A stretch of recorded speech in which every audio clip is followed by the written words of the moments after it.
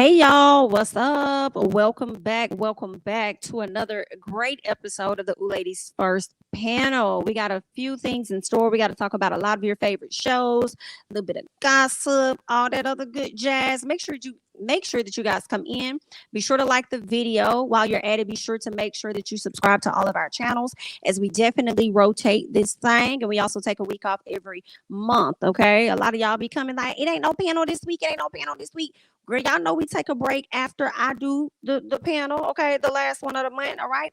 So we will not be here on next week, but then the following week after that, we will pick up over on Necey Dixon's channel. Feel free to follow us all individually on social media. You can follow the Ooh Ladies First on Twitter and Instagram. Any questions or anything, feel free to email us as well at OohLadiesFirstPanel@gmail.com. All right. Do we have the likes up? I hope that we do. You guys will be entertained. So just make sure that you support the channel. It's a free way to do so. All right. What's up, ladies? How are you guys? Happy Thursday night. Happy Thursday. What's up, girl? What's going on? How has your week been? How's the week been going for everybody? It's been, Right. My days have been blended together. Like for the past 2 weeks, it's been one long ass day until I get to Friday. And then I get a Friday and a Saturday and a Sunday. And then Monday through. Right on, babe. Damn. Hate to see it. Yeah. That sounds about the same. I mean, I went bowling this weekend. Yeah, my fiance's birthday was earlier this week. So we hung out with, some of his besties and their wives, and we had a good time.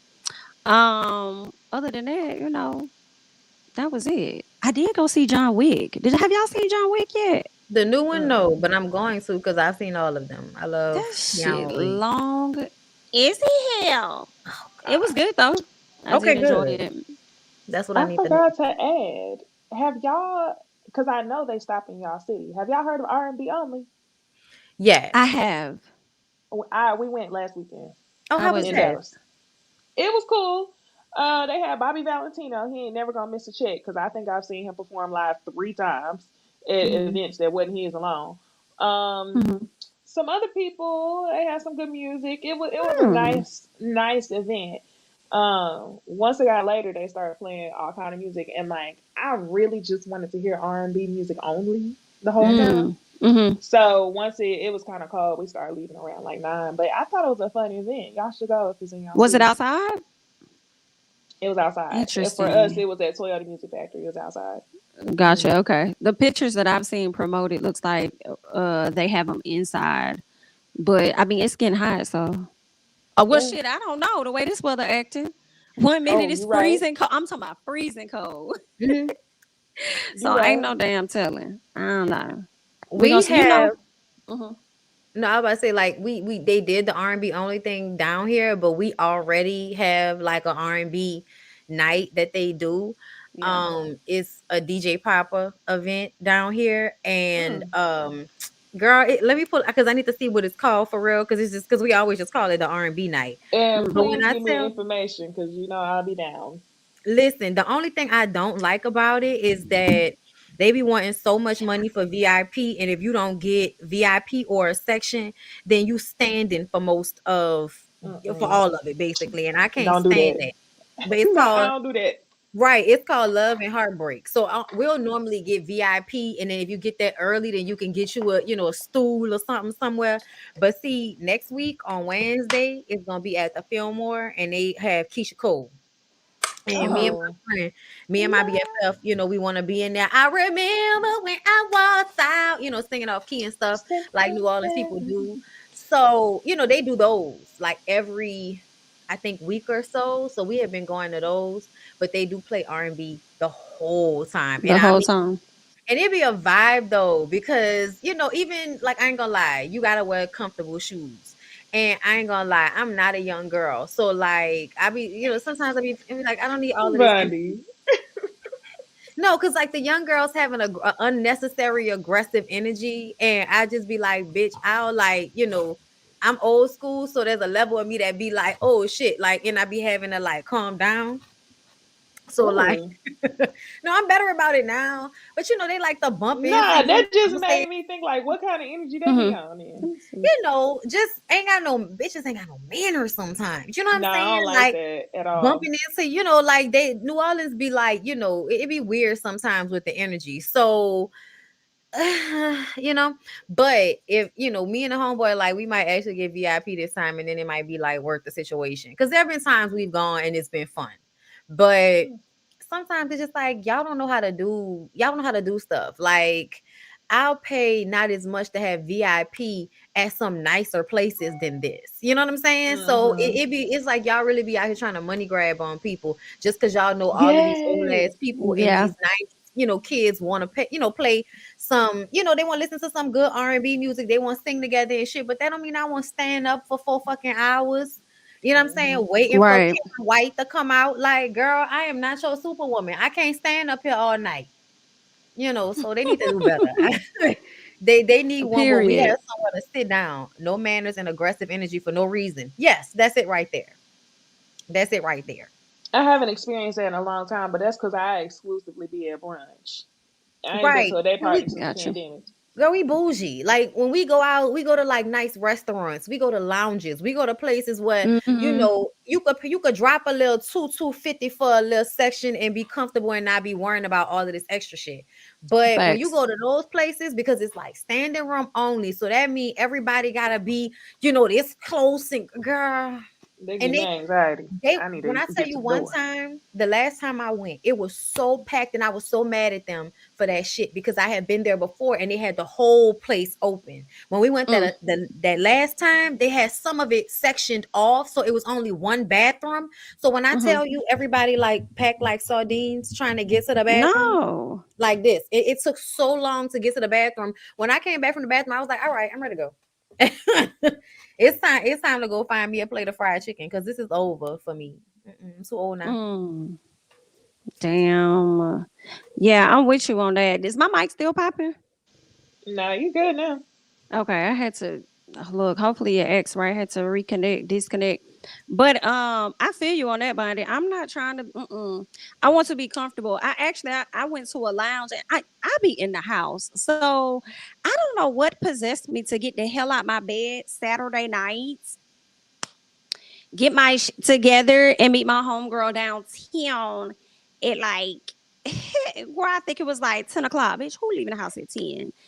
But I went, and first of all, this hoe got me because she didn't tell me about parking. Tell me why it was packed the Ooh. hell out. I don't know. It was so many colorless people downtown. I think that it could have been a concert or something because it was just no damn parking. Then I was feeling away because I'm too bougie that I don't want to pay for parking. So you telling me parking is $35 to $40 for where? This big ass lot? I'm not paying that. So I rode around the block, but I did find a spot right on the side of the building. Like perfect. I don't even know how my big ass car got in it, but I got in there. And I went in that hole in my Crocs. Sure did. I walked right in there and I'm like, see, this is my type of establishment. It's cute on the inside. I'm chilling. Got my Crocs on. We headed straight to the back to the nice room where the hookah and the nice food is. I just want to chill. I just want to lounge out. So I'm with you on that. But one place that I do want to go to, not so much as the R&B only. Have y'all heard about the I think it's called Street Symphony or something, where they have a symphony Oh, of black people yes. that go around, but they play like trap music, R&B, all of that. I want to Is do it like the that. But orchestra, but they play? yeah, I think that's Okay, what it's yes. called. Not the symphony. I think it's Uh-huh. called something orchestra. Yeah. It's one of the two. Well, I'm gonna But I have want to to do check. that. So they gotta. It's so funny because I missed the last show, but I want to try to go this week. I think there's a show every Friday, but it's like a secret, like speakeasy type show. It's like you got to get a special invitation, and I got invited, but I didn't get a chance to Oh, go. But they had like the violinist playing hip hop, and I oh was I just bet like, that was lit. damn, you know what I'm saying? Like, I wanted to get into that because I love that shit. The girls online that do it, I love it. I bet that is fun. So Let I'm me definitely. know. Let me know if you go. I want to see video. I want to know what Oh, it's y'all, like. you already know. I'm definitely gonna. Yeah, I'm gonna see what the situation is. I'm about to DM her right now. Hmm. 'Cause I Bet. just saw Okay. her last weekend. So Cool. So before we really get into some things, I wanted to run this story by y'all. Okay. I wanted to get y'all thoughts, advice on one, has this ever happened to y'all? Two, how would you respond to this situation, or what advice? So this young lady says, or at least the headline says, woman claims her ex-boyfriend allegedly stole her $3,000 purse and gave it to his new girlfriend. So let me go ahead and put the video up on screen, because what she ended up doing, actually, hold on, let me see. What she did was, which is very weird, she put an air tag, I guess, in her purse, and that's how she was able to track her purse to a particular location where she ran up on this lady and the girl that had her purse. Let me unmute it. $1,000 purse. No, you know he didn't. You don't even have a $3,000 purse. That's why it's crazy to me. This is crazy. But you should be able to get you another one and tell her. That's crazy. But it's okay. Y'all. You have a stolen item. Well, we weren't in the house to do it, though, baby. That's crazy. You're a mom protecting someone who stole something. I'm just telling you I spoke to the mom. That has nothing to do with anything. So she told me you crazy. So what does that have to do with the fact? So do you believe that Robert paid for a $3,000 purse? No, you know he didn't. You don't even have a $3,000 purse. That's why it's crazy to me. This is crazy. But you should be able to get you another one and tell her. That's crazy. But it's okay. Y'all. You have a So basically, this is the young lady that got the purse, from my understanding, and it's a YSL bag. Then she shows text messages, or at least DMs, where she had a conversation with this young lady, and she was pretty much letting her know, like, hey, that's my bag. I want my bag back. Can you give it back to me? And the girl was like, well, you're going to have to show me some proof that this is your bag. So the girl sent her photos letting her know, like, it's my bag. So the young lady pretty much told her, well, listen, you're going to have to take that up with him. This ain't my issue. So it ain't got nothing to do with me. So you can leave me the hell alone, basically. And she, tracked her bag, I guess, from the air tag she put in there. And here we are. She ain't getting the bag back. $3,000. I kind of feel like if the bag means that much to you, and it was $3,000, and it wasn't no DH gate or anything like that, then I press charges there and get your bag. But at the same time, it's like, but she received it as a gift, though. Can you still go to jail for stuff like that if you receive? No, I think so. If you receive stolen items. But if she would in this case, because she knew it was stolen. If the girl told her it was hers. Yeah. I'm gonna just say right now, if you was gonna go through the trouble of tracking down your bag with an air tag in it, then I don't know why you called social media. You should have called the police or a man that could have showed up with a gun. Cause I would have I know how much money them YSL bags are. And if I'm about to go after a bitch to get it, when I tell you I'm going with a tool, I'm not about to pull up on you like, oh my God, this is crazy. Give me my bag. No, it's gonna be like, okay, so are we trying to get hurt over this bag? Like, what we trying to do? Like, if I was going to take it to the point of going, because I would just expect somebody to want to fight. So I'm like busting kneecaps for me. A bat, something, but somebody was gonna get hurt. Like, we was gonna get tased. Like, bitch, give me my bag. Like, it was something was gonna happen if I was gonna roll up on you. You know what I'm saying? I'm not about to roll up just like, oh my God, social media, y'all shame them. That don't work on ignorant people. Like, shame do not work on ignorant people. So you're gonna have to, I hate to say it like that, but you're gonna have to take it to the place. You know what I'm saying? If you're really trying to do that. But I'm gonna tell y'all what made me mad, and what I would have I'm mad the girl went without nobody, because I swear to God, I would have been trying to fight the mama and the daughter. Was when the mama said, you should be able to buy you another one. When I tell you, I'd have been trying to kick that bitch in the I should be able to buy another one. Bitch, your broke ass shouldn't have my bag. Are you crazy? But then I have to wonder, like, ma'am, if you can afford a $3,000 bag, can you tell me why you would a nigga that would steal it from you?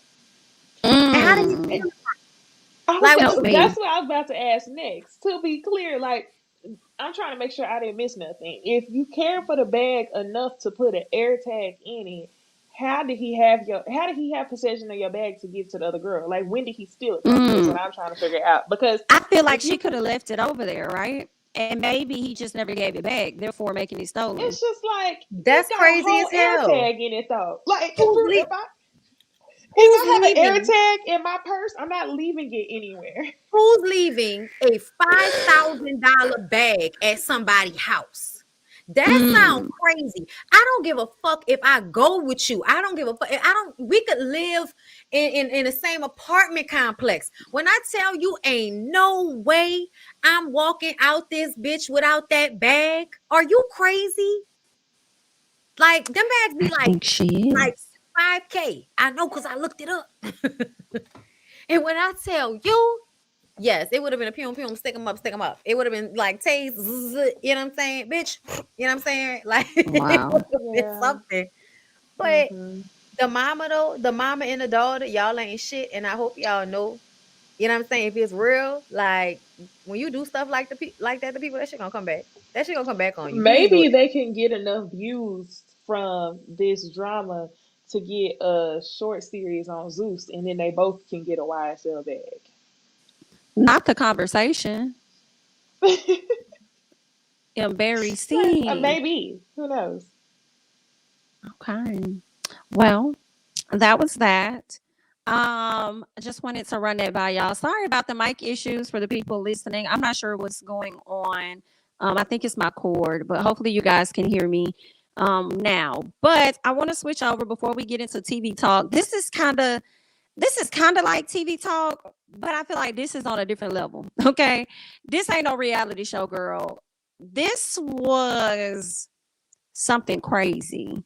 And I didn't even know what to really expect with Swarm. When I saw like the trailer and stuff, I was kind of like, I don't know. Like, I'm probably not gonna watch that because the trailer didn't really give me a lot. But I started seeing so many people on social media saying, can we talk about Swarm? But can we talk about Swarm though? Not like, no, we got to talk about this. So when I saw it, I said, let me check this out. And when I tell y'all I was glued and binged, it was good. It was good. Okay, so let me see what I have that I can tell y'all about this particular show. Let's see what they're saying. Yes, ma'am. Jami, before we like get into this, I forgot that part of the story you was telling about the mama. They said that the mama was a sorority sister or something like that, and they like found out who she was. Yeah. What? And they like let all her people know and something like that. Like, yeah, like it was like something where, you know, everybody in her chapter or something like that. Like they was, you know, trying to make sure that she got in trouble for this with somebody. So yeah, somebody in the comments said that, and I remember that I saw that somewhere too. But we're gonna have to, yeah, because I would like to hear how, you know, how they handle her. Yeah. I mean, in my honest, I'm more interested to know how they gonna handle her because I don't think it's nothing that they can really do. For real. That's what I was thinking what they too. What they gonna like revoke her membership? The lady probably not financial anyway. Like what are they gonna really? Right.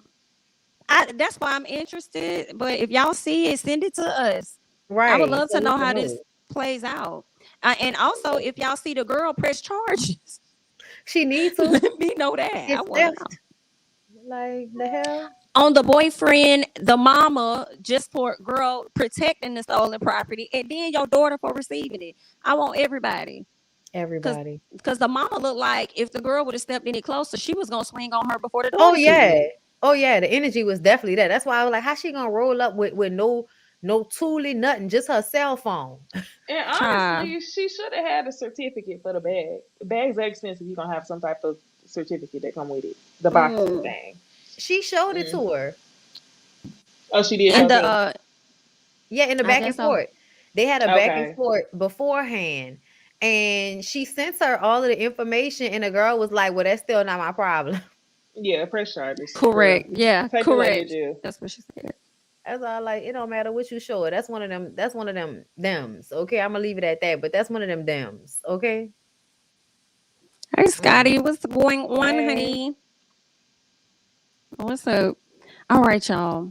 We gotta talk about Swarm real quick for the people. Like, I want everybody to watch the show now. After I watched it, So it was created by Donald Glover and another woman by the name of Janine Neighbors. So I do believe that they wrote this together, and I think they like produced it and directed, which I'll correct me. So they're saying this horror focused on a young lady by the name of Dre. I believe her real name was Andrea or something, but she's played by Dominique Fishback. This girl better win an award in my personal for her acting in this show. I agree. It's a fan obsessed with global pop star Nyjah, who I would believe they referring to as Beyonce.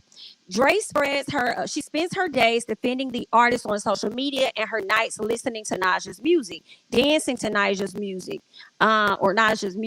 or otherwise letting Nyjah music take her away from her everyday lifestyle, right?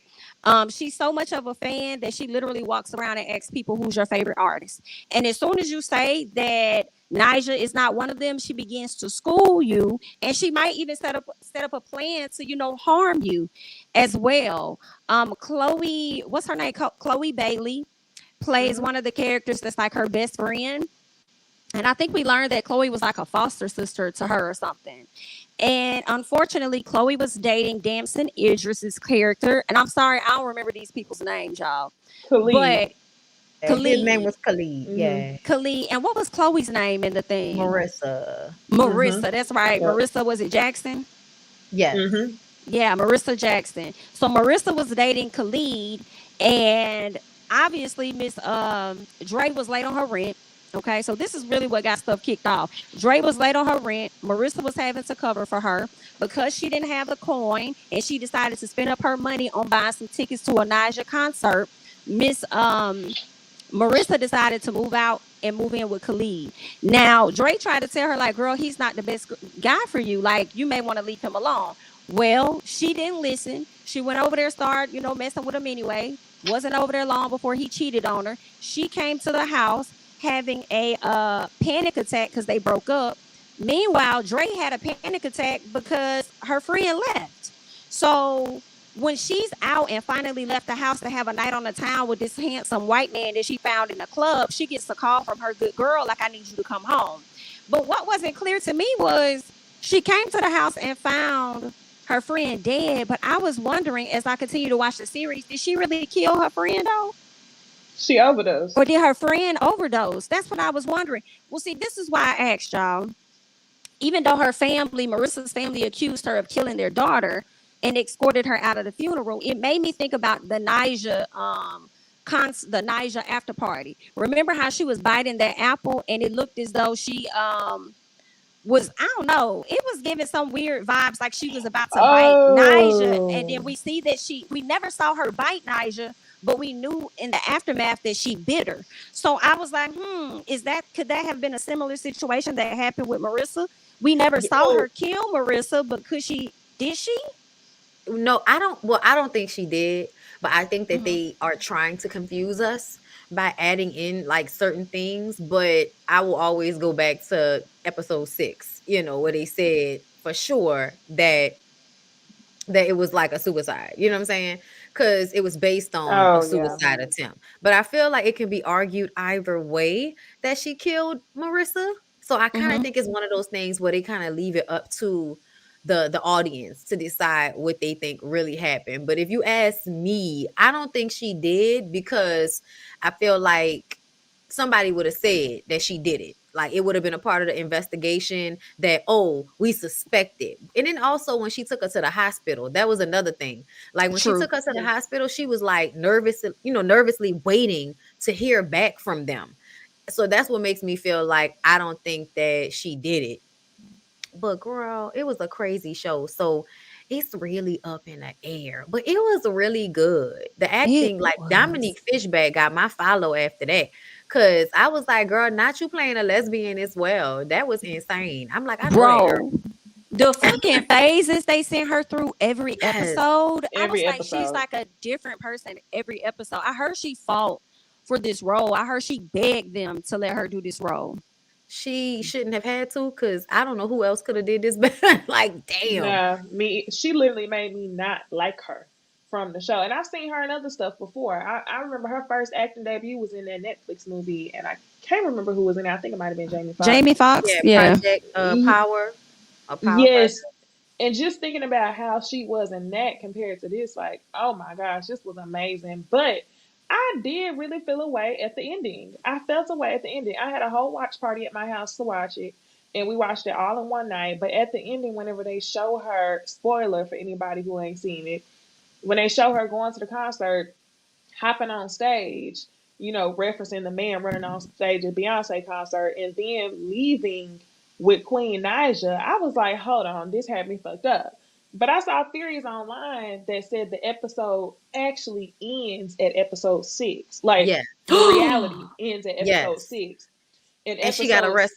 7 is where, whenever she's walking out the concert with Queen Naija, she's actually walking out with the police. Yes. BITCH. Remind me of episode 6. What was episode That 6 was the after she killed them documentary. girls? That was a Yeah, the Oh Black yeah, documentary the Lady Investigator. documentary. where yeah. it flips, and now it's like we don't know whether they're talking about a real person or not. I had to Google the shit to make sure Andrea Green wasn't a real person, but Right. because they switched the characters, so they made you think that they were now showing you the real people.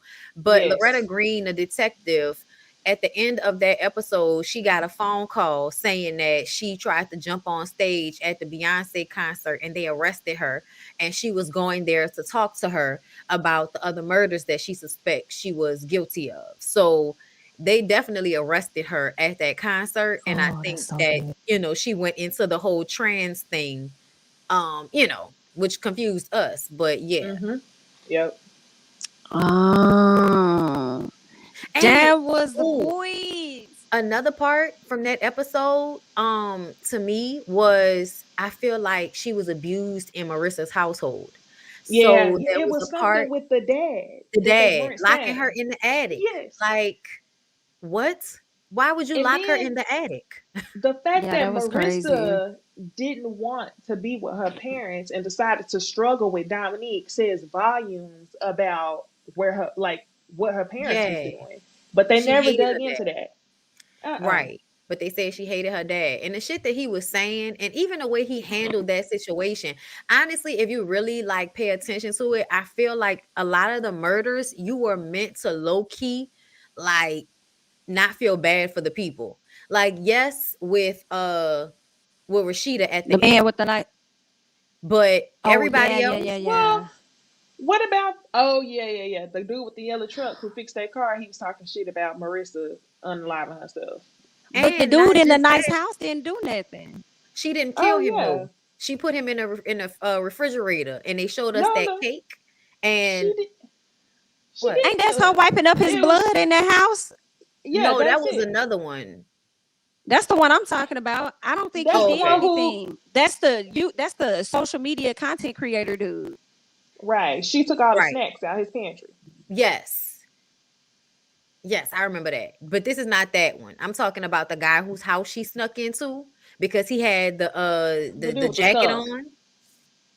Oh yeah, He had the yeah, skunk. yeah. She didn't kill him. No. That was good because he No. didn't do nothing. She No, got and what she needed. he was a nice guy too. And they had that same weird ass thing with food. Bro, that sex scene with the food was Fucking insane. hilarious. Girl, I was I laughing. I was like, I cracking don't want to eat up, hot Cheetos ever again. cracking the fuck up. She My did favorite such an amazing job. my favorite episode was the Billie Eilish episode Oh, me with the cult. too. That was my favorite episode of the whole thing. Let me tell I you knew them something. hoes was on something else. Hell yeah. Girl, come on now. But Bill, I would cut out. Yeah, you cut out, Bondy. I think you froze. But I should have known something was up the way that officer was on her head when he pulled up talking about I'll escort you to the next spot. It's like this is weird. It was giving setup. I think you it back, Bondy. was. Huh? I felt like something was up when they said welcome. Who the fuck is saying welcome Right. like that unless it's to a cult? You had cut out earlier, Bondy. Oh, I When you were cut saying out. Billy. Yeah. Yeah, I was saying Billie Eilish's eyes were like real magnetic. Like I kept looking at it, Entrancing. almost like you were supposed to be being mesmerized by her in some way.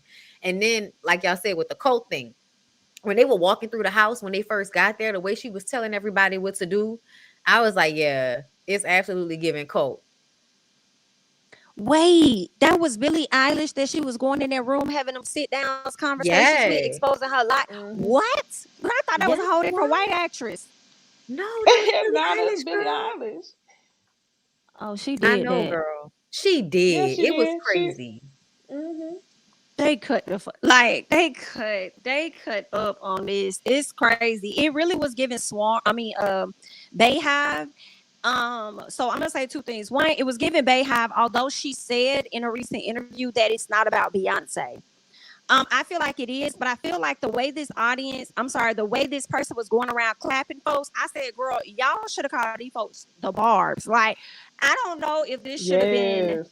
the Bayhive, because I don't think they really begin like that. It be the Barbs that be out there leaking your address and probably would pull up on you. You So, know why but though? I think they I did a good job. almost feel like even though Nicki Minaj has like the crazy fans and stuff, I also feel like they still don't obsess about her specifically in the same manner as people obsess about Mm, Beyonce, because Beyonce is, like, let's be real, she's not this problematic, is a not good point. really. You know what I'm saying? Yes. So she's able to live in this space where she can be put on this pedestal. So, like, I think it makes the obsession even deeper versus the barbs that are, literally like children acting out whatever their mommy issues are online. But like the Beyonce people, like they showed that one fan who had like the full Ivy Park fit on. Like that, Oh Mm-hmm. yeah. it was a grown ass man. You know what I'm saying? That was I a ain't grown gonna ass lie. man. I seen a little bit of myself in this because I What? all out. Yeah, it was this girl at my job, and we was cool at first, but then she told me that she didn't like Beyonce and she liked J Lo. And once she said that, Oh, I literally stopped fucking with her. Like for Oh real, wow. it was the dumbest thing I ever heard was in she my black? life. Hell no, she wasn't That's black. why. That's why. That's why. She was Hispanic.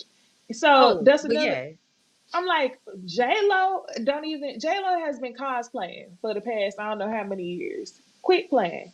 So I saw bits and pieces of myself in this, That was some racial shit. I'm gonna just for keep it a sure. buck. I felt like it, girl. I felt like it was too, and that's Mhm. why I felt so much like you disrespectful as hell. Yeah, unless you like an old black person, I'm not taking Beyonce. I don't like Beyonce as an answer. You have to be an old Mm-mm. black person for me to take that. If you are a non-black person talking to me about not liking Beyonce, then I'm looking at you like, oh, so you don't like black people then? I don't know why, Ooh. but that's what it feel like. Oh, you making a commitment just not to fuck with us, okay? Um, yeah, J Lo is huge in Latin. Of course she is because she's Puerto Rican, but it doesn't Mm-hmm. matter. Like She's not Beyonce as sings talented. songs in Spanish. Like if you gonna pick somebody because they Puerto Rican or they Hispanic, I'm gonna need for you to say Selena, bitch. I'm gonna need for you to say Gloria Esteban. I'm gonna need for you to say, you know what I'm saying? Say Shakira. Yes, Yeah. Like, give me somebody yes, that's actually talented doing in that. shit. Yes, in that space. Don't just throw out J Lo because she the only one Puerto Rican girl that's in the culture that you could think of. Like, oh God. Yeah. Oh yeah, and I then really Paris loved. Jackson. Oh, Paris I Jackson haven't was seen in her it too. act yet. She Who? was No, in she was it. in Score. She was the girl who she worked with at the strip club who said Halsey was her stage name. Yes, The Paris That's one why that she kept Jackson. showing said up to her house, to her hotel. yes. The one who was like, my dad's half black. Yes. Oh, I did Who had the not abusive catch boyfriend. She that. shot her in the head. I was so glad. I was so glad. I was so glad she clapped her ass because she was just Me overstepping too. her boundaries. I said, "You're going Yes. too far." Not her walking in her hotel room thinking she got rid of you and your ass in on the bed.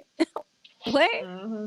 Girl, But this creepy. And thing then was she was talking good. about like we could be the black Thelma and Louise. That's what I'm saying. Like I feel like some of those murders, you were supposed to like low key be happy that she killed some of those people. The dude with the strippers, Reggie, he was giving manosphere. I'm all nice in person, but I'm talking mad shit online about women. Then with this Mm. chick, she was giving oh my God, like I'm black because my dad's half black. And it's like we can't Yeah. stand these people. You know who didn't get clapped that I wanted to get clapped? Slick, that reporter. Which reporter? It was the white lady reporter when she went to her house. and she I don't followed her remember to the that. gym. Remember, she got Oh access to the gym yeah. because that No, man she was like, wasn't a "Oh, reporter. hey, She was another influencer, like a Tommy Lauren oh, type. like a Tommy Lauren." Oh Oh, Yes. yes, I her. wanted She her had to the get Yes. clapped. kettlebell. She didn't get That's what her, I was waiting for. Yep. That but kettlebell I in mean, in the elevator had me crying. She dropped that shit and scared the fuck out that girl. She said, boop, boop. hilarious. I'm That shit wondering was if it's crazy. gonna be another season though. But if she got arrested, where can we go? Right? I mean, I guess we can only go in her mind and Maybe they see where moved it to a carries different up. fan But base. Maybe they moved to the Barb's next to be oh more yeah, specific. maybe Right, just a maybe they different type of would. story. Did y'all catch Yeah. when they said something about a rapper who was a pedophile during the show? They said something about they were referencing Oh, somebody who was a famous rapper that's a pedophile because he dated underage girls. And I was trying Oh, to figure girl, out I who know they they were want to talk about referencing. Tiger. I know they want who That's they. who I thought they were talking about. But they oh, were referencing somebody I missed specific. that They one. said he was a rapper. And I'm like, dang, who were they Did y'all talking catch the about? one about Jesse Williams? That shit was hilarious. I didn't catch that one. What they What they doing? Right say? before right before she bit Beyonce, on the Sanaa Lathan tip, that shit was funny. But like she was in a club and this guy was trying to talk to her, and the guy was talking about Oh, how he was on Grey's Anatomy, and he was like, I created Black Girl Magic. It was hilarious. But he was like I in the Uh-huh. remember that. background and she I was remember that. ignoring him. I was like, why Donald Glover shading the fuck out of Jesse Williams like that? Because he said in every Listen, episode there was something that was real. So Yeah. like those little moments, I'm like, you trying to let us know how people really are, or how the industry sees them more so than the yes. people outside of the industry see them, which I That's like. what I Mhm. I give them that. loved. I love that they brought real events to it that made you look that up. Like I Yes. love Yeah. that because before they even said when she ran outside and the dude says, "Oh, I know who that is. That's a chick from Love and Basketball." I knew that it was fucking. I said, "Oh, they Sanaa. depicting Do you Sanaa." know they still Yes, got people talking about they don't think it's a not? I'm like, y'all, it's a not. She didn't. Everybody I has thought said she it. came out and said something. I thought she she did She denied said too. it when something she did. after. Tiffany Haddish came out, which is why Beyonce put in the song and said something about signing the NDA. Tiffany. Yes. And then I think Sanaa came out and Sanaa denied it. But I mean, why would she say that she did do it? It's She did that Beyonce. shit. It's fine. Right. It's okay. It's Yeah, I fine. think Yeah. she's weird. Like, let's not forget, like Sanaa Lathan is like a, entertainment kid. Like her dad is Stan Lathan, and she was on like TV sets since she was a child just because of her Mm-hmm. dad. So, when you grow up in the industry, you gotta have some quirk, Mm-hmm. as far as I'm concerned. Sanaa Ooh. gives quirk, like cool, Hmm. a quirk. Like I feel like Yeah. Regina Hall probably had to have a real like conversation with her when that happened. Girl, what's going on? So when you bit her, what And would you now think? her and Regina was Like, how did you think probably that was off gonna go? some damn monitors or Laughing. something. For Not my real. way. I'm sure they was getting their Regina kiki was on for standing sure. by her side when it happened, I'm sure. Yes. But then probably got in her ass in private. Probably laughed so like, oh yeah, so you're gonna bite me? Should I back away? Like I bet you they have like a running joke with that. I bet you any money. I'm She like, oh, sure. be safe near Sanaa. Okay, might get bit. Like I would probably like Jones on my I'm friend all the sure. time about some shit like that. Bitch, you bit Beyonce. What drugs were you on? Because that's definitely given we was down to the club. Oons, oons, oons, oons, Yeah, on some, they was on some drugs. yes, Beyonce. on some feelers. Yes. I cannot. I feel like that's what they were insinuating when she bit into that apple.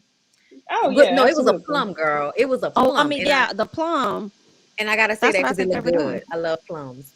It also made me wonder, Hmm. so does Beyonce have plums in her rider? Like that's what I was thinking. I was like, why y'all trying to show us Beyonce be asking for like full bowls of plums for her rider? Like just weird shit. It was good though. Mm, I it was paying attention to was. all that little Yeah, I could shit. watch it again. Yeah, Yeah. for sure. Look for other context clues. If y'all haven't seen it, Hmm. y'all definitely gotta check it out. I felt like her dad, I thought the dad was definitely going to clap her. I didn't know how she was gonna finagle her way out of there, but she was able to get the hell out of there. And I was a slick proud. I was slick proud. I was slick proud of that. What's going on, Mims? Surviving. Thanks for the super chat. So now I ain't been invited nowhere since that night. Thank you for the super chat. Clearly, she hasn't. Okay. So y'all make sure y'all check out Swarm. Swarm is good. It's over there on Amazon. You'll enjoy it. You won't be upset. Okay. All right. So let's go ahead and move on. And next, I want to talk about the new show. Put a ring on it. Let's That chat was pretty about that graphic. because. Oh, thank you. Thank you. They got a cute little cast. So we actually have a new doctor. They let go of well, I ain't gonna say they let go because I don't know if they let go, but Dr. Nicole has left the show, and now we have Dr. Stacy J. Johnson. I think she gonna be a little too honest with some of these folks this season. I think she gonna be keeping it a little too real. But here are Exactly the what I've couples. been asking for. Thank you. Listen, the way she was about to, I felt like she really wanted to snatch a hole out of Dunbar, but she kept it cute. So Dunbar and Chance are the couple that you see in the middle, and they've been together for 1 year, from my understanding, a little over a year. Then you have the couple right behind Dr. Stacy, and that is Joya and Joshua. Jasha, I think it's Jasha. They've been together for about 2 years. Actually, let me go back to Dunbar and Chance. So it seems like Chance wants to get married more, not Chance, the Dunbar, which is the guy. He wants to get married more than she does, it seems. He wants to get married within, like, I guess, like going into their second year, he wants to marry her. He does seem like a man that cares and caters for his woman, but it seems like it comes with something attached to it. So he could say, I did this for you, I did that for you. Now you need to do this for me, which could, ultimately lead to some type of, unhealthy manipulation. But when is manipulation ever healthy? Okay. The couple right behind Dr. Stacy, that's Joya and Jasha. They've been together for 2 years. She wants marriage with him more than he wants it with her. He still wants to take his time and stuff. And her clock is really ticking because she already has an 11-year-old child. She wants to have another child and she wants to move on and, actually establish something. And I don't blame her on that. Right? Who else we got? On the other end, we have Ricky and Catherine. They've been together for about 2 years, but they've known each other since 2012. She wants to marry him, but because he has already been married previously and it failed, he don't know if he really want to get married anymore. Well, no time soon. What y'all think of these couples so far? Okay, so let me just go ahead and say right now, I don't think that none of them gonna make it. I'm gonna just tell you the truth. The only one that might make it is Catherine over there, Catherine and Ricky. They might make it because she'll get used to whatever positioning that they're in, and he won't do anything. I'm just saying, like, it don't look like she gonna get what she want out this situation, but who knows? Child, Chance and Dunbar, girl, it's giving delusional. Is it? Giving delusional. Because well, first of all, I want to know what the age difference is because I know there's an age difference, but they Right. haven't told us what it is. Because I he was can't like, tell. He don't well, look when that he old. said, because when she went on her date, he was like, we gotta teach these young men how to treat her, and men her age, they ain't, they don't know what they doing. And I'm like, do they not? Because, like, I'm just saying, like, the men around me open doors and pull out chairs too. Like, I don't need somebody to put my shoes on unless I ask them to. And I damn sure don't need somebody guiding me everywhere I go like this. Like, it was just weird the way he was acting during that date. But yeah, it's not. It's giving future abusive couple, if not already. Yeah. And then the little young one down there, I feel like they might leave before this is over for some reason, based on what I saw in that super trailer. Leave together, or I don't know, but it feel like they might get replaced by another couple. Ooh. I don't know, but Miss Girl is really cute, but I think she crazy. I think because when when they were talking about the date, did you have to tell that man that you got some crumbs out this man, the other dude's beard? Like, I was like, why are you trying you to talking make him about jealous? Joy? Yeah, Joya. Okay. Joya, that's what I meant. Yeah. I was like, why did she have to tell the man, Is Joy's the one who you said might leave early? Joy and yes. Josh. Yeah. Oh, okay. Yes. Okay. I could be wrong, but the way it looked like, on the trailer, because they show, the rest of the season, I know they bring in another couple. And usually when they bring in another couple, it's because one of the couples gotta go Have or left. something happen. Yeah. Mm-hmm. So yeah. But it looked good. And I like Dr. Peach. I don't know if y'all recognize her, but I call her Dr. Peach because she was Peach on a Thin Line Between Love and Hate.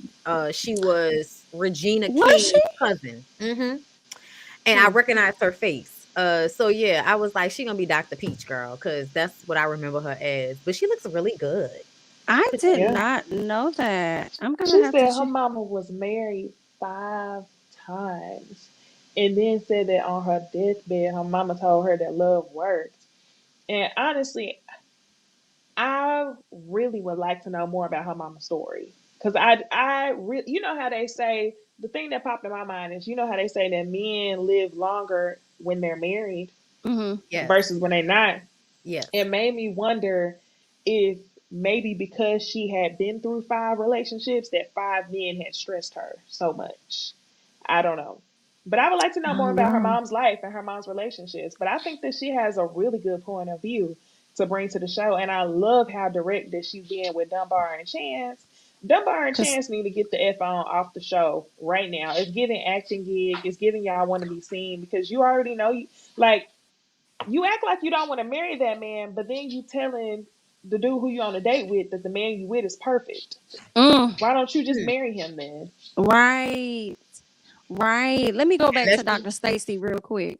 I wanted to say this. Although I enjoyed hearing her stories about her dad being married multiple times, her mama and her grandmama, I actually wanted to know more about her, and she didn't really tell us that. I Hmm. wanted to know, how many times have you been married? Have you been married ever? You know, I think that you can be a person that's not married, likely has never been married, and still be able to give great advice to others. But a lot of people watching this type of show, where the goal is to be able to move forward to the next level of your relationship and get engaged, they may feel like, okay, have you ever been down that road for you to sit up here and try and get these folks advice? But yeah, we'll see. I'm open to hearing what she got to say. I just wanted to know more of her story. Dunbar is a fool, and Dunbar is somebody daddy. And Yeah. I just really didn't like how he sat her down. Like, let's go ahead and get these ground rules together. This, that, and the other. Like how he was treating her, tying her shoe and stuff like that. It was just giving dad. And the way he Hmm. treated that boy when he came in and gonna tell him to order him something to eat. And it's like, is this how you really are? Because I want to believe that you are, but then I feel like you might be putting a spin on it because the cameras are here. I'm not sure which Yeah. one. Oh, he turning it up She because the said he was cameras is like there that for though. sure. And she Right. likes it. I think Now, even I if he mean, is like that, it's giving love bomb so that you can get her to mm, do what you want her to do. So you can get her to Hmm. be domesticated, as he said. I didn't like Yep. that either. When he talked about what he wanted from her, I'm like, then you need to find another woman, because this woman just said she don't cook.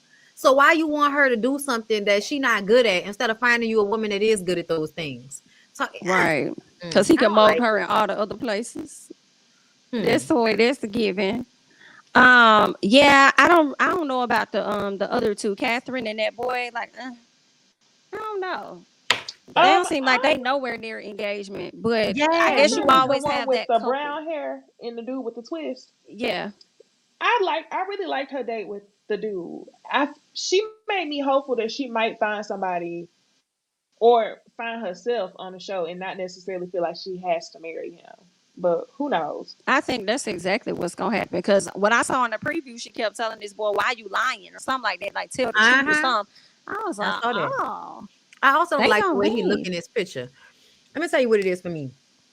It's the fact that for Ricky, I understood his viewpoint. I've been married. I put everything into it. It didn't work out. I don't want to do it again.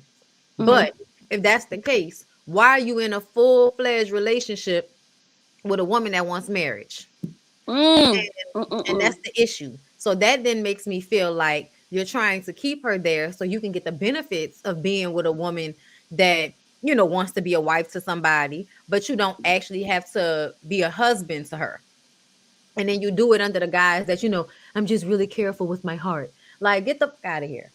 Mm. Like, yeah, I don't like the way he looking on this picture neither. It's just giving fugaziness.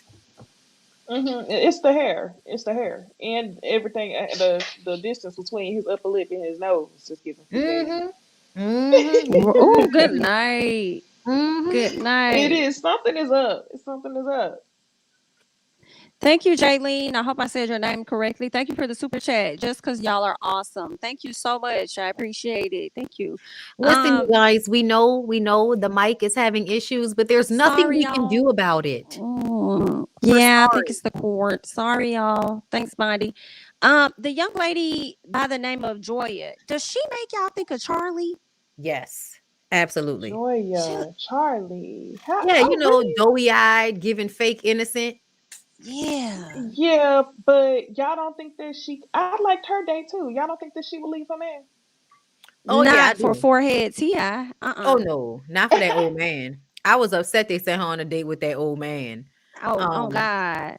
I was And like, he just sir. was not giving. And he was like, and I'm gonna take your girl. It's like, sir, this is not the 99 or the 2000. So I'm gonna need for you to, go ahead and speed through time, okay? Because Yeah. you ain't about to take nobody, girl, sir. Like that's not how any of this works. So yeah, she's really pretty though. She actually reminds me of my cousin in the face, like my cousin Jenny. But yeah, I don't know about them. They seem like the most likely to get married, but then also, when you look at that preview child, I don't know. Oh, another thing about Joya, y'all, why is she rushing to have a kid with this man when she already got a kid? Like at first she was acting like she didn't have any children and she ready to like settle down and have kids. And then when she went on her date, we found out that she had a kid. Yeah, I didn't think Yeah. she had any at first. Yeah, me neither. I was surprised by that. Like, what is going I don't know what. Maybe because that clock is ticking. I don't know what's going on.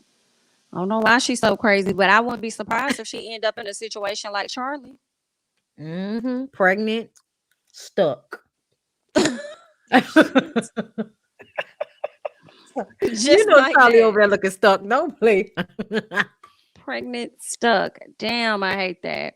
Well, we're gonna see. It looks like it's gonna end up being a good season. So we'll see how that's gonna play out. All right. Anything else on these couples here?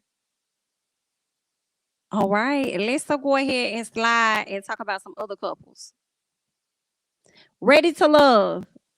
Mm, mm, mm, mm, mm, mm. Well, the only thing that really popped off for real. Well, first of all, I want to say this. Suan irritates me. And I Deeply. don't even be watching the show like that. But this is the episode where they went out of town, right? So they going out of town, spend time, get to know who they want to be with, whatever the case is. But my issue is why she be on Blake heels like that? And I be like, girl, he don't like you. He don't like you. And I feel like if you were younger, like a late teen, early 20s, maybe that'll make sense. But girl, you big and grown as hell. And you be on his heels and he don't like you. And I kind of slick hope that they send you home. Just I so know he why. don't got no more options. Cause I'm tired of seeing y'all. I'm gonna tell you. And I You don't know even what? watch. If we weren't in 2023, Suan would be one of those women that didn't give off any real sex appeal.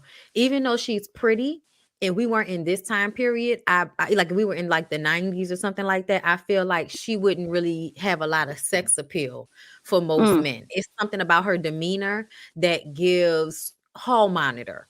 You know what I'm saying? Like when the yeah. men talk You about her feel like feelings, in the '90s she would or would not have sex appeal? wouldn't. No, I don't I think feel she like would. I don't know. I feel like it might work for her in the '90s, but today it don't. In my mind. I'm gonna I'm gonna tell you why I feel like that though, because when I'm looking at her, I feel like she's really insecure about herself, even though physically she's pretty. Like she's pretty, her wig is laid, her body looks nice, but when I really look at her face, it reminds me of women that I knew back then that were pretty and all of that, but they gave off, if they didn't find a husband in high school, they were single for a long time because they gave off that I'm a goody two shoes, type of vibe. And a lot of dudes wasn't really, into that The as much, friend. especially now. That's what she Goody, gives. She gives. I've been trying to figure it out why I said she. I can see it for the '90s. She gives the guy's best friend who he falls in love with at the end once he realized the popular girl don't want him. That's the type of yes, Mm, person. And I'm not saying yes, that she's not. I'm not saying she's unattractive, but I'm saying that's what character trait she gives. yes. The personality definitely gives, I'm here, look at me, I'm here. Why don't you want me? Like, it's definitely the girl. I'm sorry. Do y'all watch the girl on Instagram and TikTok that does the podcast? She pretends to be like the men and she does I the know who. TikTok. You saw what I'm I talking about, think I right? know who you're talking Quan about. Dietrich. and the dude name is Quan Dietrich, and they got she does all three parts, and there's the one girl who's always there co-signing everything Quan Dietrich say, but he'll never see her no matter how much she want him. Like, that's the vibe she give. Like, I'm just gonna sit here and I'm gonna co-sign whatever you say because I'm really in love with you, but you're not gonna see me because you want somebody. Yes, Mel Mitch.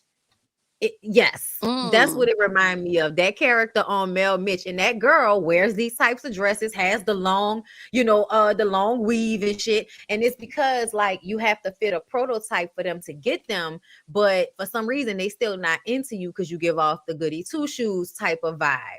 But you can be used. They can use you for your credit. They can use you for your apartment, for somewhere to stay, for you to, get their teeth fixed, or, use your good job to help them do something. She's one of those.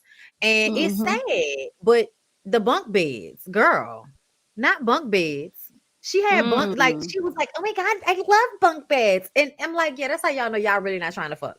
Like, y'all can't no way impossible like be trying to like rub up on each other if y'all was really like, oh, bunk beds. Like, it's fake. Hilarious. It's definitely given that they've made a mutual agreement to always choose each other so that they can likely make it as far as they can in the show. Do y'all And that believe should be in the reason why Jeffrey's they connect? leave. That should be the reason why they shouldn't be there no more. Because y'all already found each other. Male and female hall monitor ads. Because I mean, Blake give, I'll tell on someone. You know what I'm saying? Like, he gives that as well. Hilarious. Do y'all believe in Jeffrey and what's his name? Is it Dre with the little ponytail? Yes, I hate his hair. He's deeply insecure. So even if they do choose each other, it's not gonna work out because she delusional and he's deeply. You heard what I just said? She's delusional and he's deeply insecure. So it ain't gonna work out anyway. But I do think they have real physical chemistry because every time they was making out. That is true. But I feel like she has the same type of physical chemistry with Mark Anthony. The way he was like, you so pretty and this and that. And I'm like, girl, that man just trying to smash. I feel like that was game for him. I feel like that was like a game for him. That wasn't real with him. I think Andre feel like really a game, but if she let him slide, he was gonna slide. Oh, of course. These don't turn down no ass. Especially the way she be having them tights on, girl. The whole episode, her tights was in her ass, and I was just like, I cannot stand you. Like, we gotta do this the whole episode, girl. The tights that got the ass in. Right. Then who picked her up? I think it was Dre that picked her up. And he was hugging her, kissing her in the room. Them tights went right on up in there. I said, oh, yes, she they likes did. that. I was like, oh God. It's giving they hunched. It's what it's giving. Right. I was like, girl, you ain't got no bathing suit though. So you in the jacuzzi in your tights. I was like, not in the jacuzzi in your tights. Like, I'm telling you, them tights is glued onto her skin. It'd be like, girl, give it up. We know we don't need a scrunch in the booty to know you got a booty. We got right. Hilarious. Yeah. So let's talk about Tony now for a little bit. Oh yeah. Tony, first of all, I never understood what oh girl, what's her name? Start with an M. Morgan. I never understood what she really saw in him from the beginning, but he's over there playing pool with Lyndon, trying to get her in his bed. And then next thing you know, the next day she's sitting down next to Tony. And then Lyndon comes and sit right next to her, and then he gets mad at her. And I'm just like, why are you mad at her? But it seems like he was trying to put her in a position to force her to choose and make a decision because he had already chose. I don't know if she should or should not have made a decision. I'm surprised that she's even into Lyndon, considering the fact that she's always been clear that she was into Tony. So I'm like, I mean, why not just go ahead and rock with Tony? Because why are we saving Lyndon? What we saving him for? She liked the back and forth though. She do. And I think that's the whole reason why she liked Tony is because Tony, like Bondy called it earlier, because I was saying the same thing. Earlier in the season, she said she liked Tony because he applied pressure. And I think she liked being in this situation. Low key, she even liked it when Lyndon and Tony was going back and forth and said, I'm right here. I'm right here. Until Lyndon spilled tea. And then she didn't like that no more. Well, ain't nobody gonna like she that. Was disposable. Right, somebody saying that they'll pass you on. You could have Morgan if Marcia was still here. So yeah, that was definitely like not some shit that anybody wants to hear. And it was double-sided to me.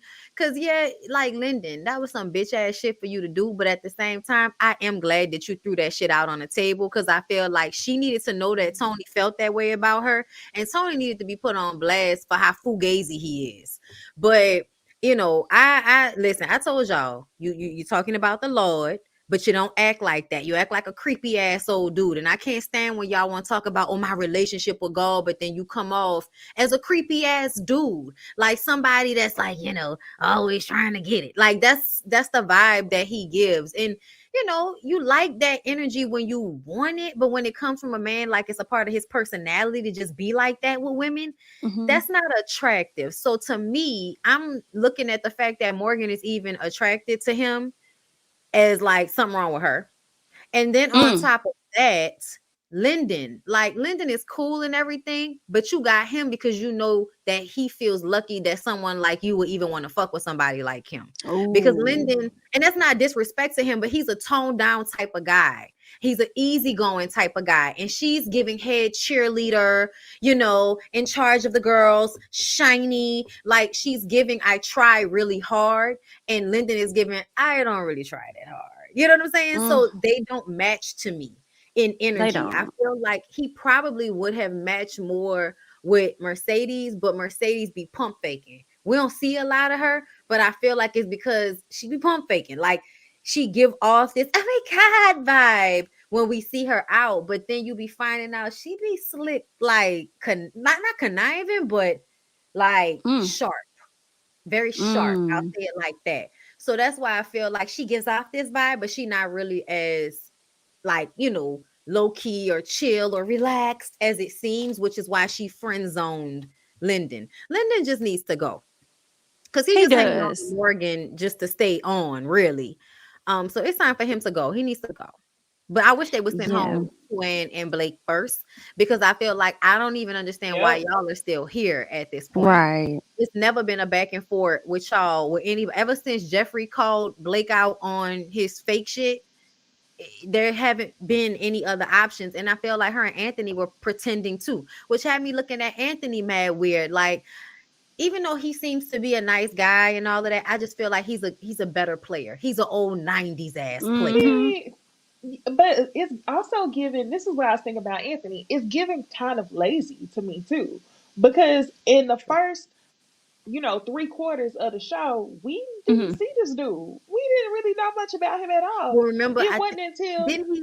No, that wasn't him. That was the other one that got COVID. That was Andre that got COVID. Yeah, that wasn't him that got COVID. It wasn't. I really don't even remember seeing him until they was like, the ladies feel like you aren't applying pressure. You need to go after who you want. Then he started playing the game and start having multiple connections. And I really feel like he was just hanging around because he was a good father who wanted more kids. And that was enough to keep him around, but he was never really anybody's number one.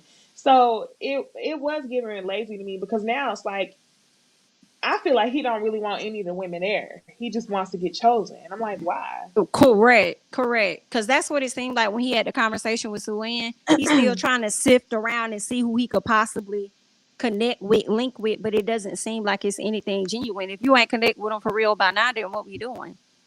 For real. Gives? That's the thing I didn't like. It gives chameleon. Like he be switching it up with everybody that he's with.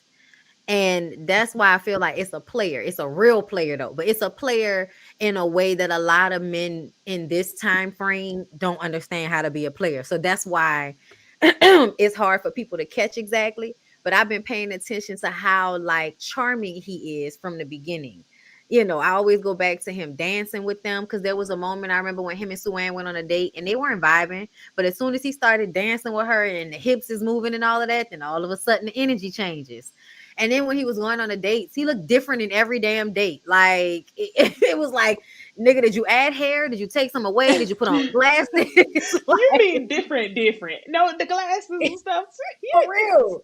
He is, one day he colored the beard, the other day the beard wasn't colored. So like, he show up and everything looked darker one day. Like he was flipping all over the place, like for me.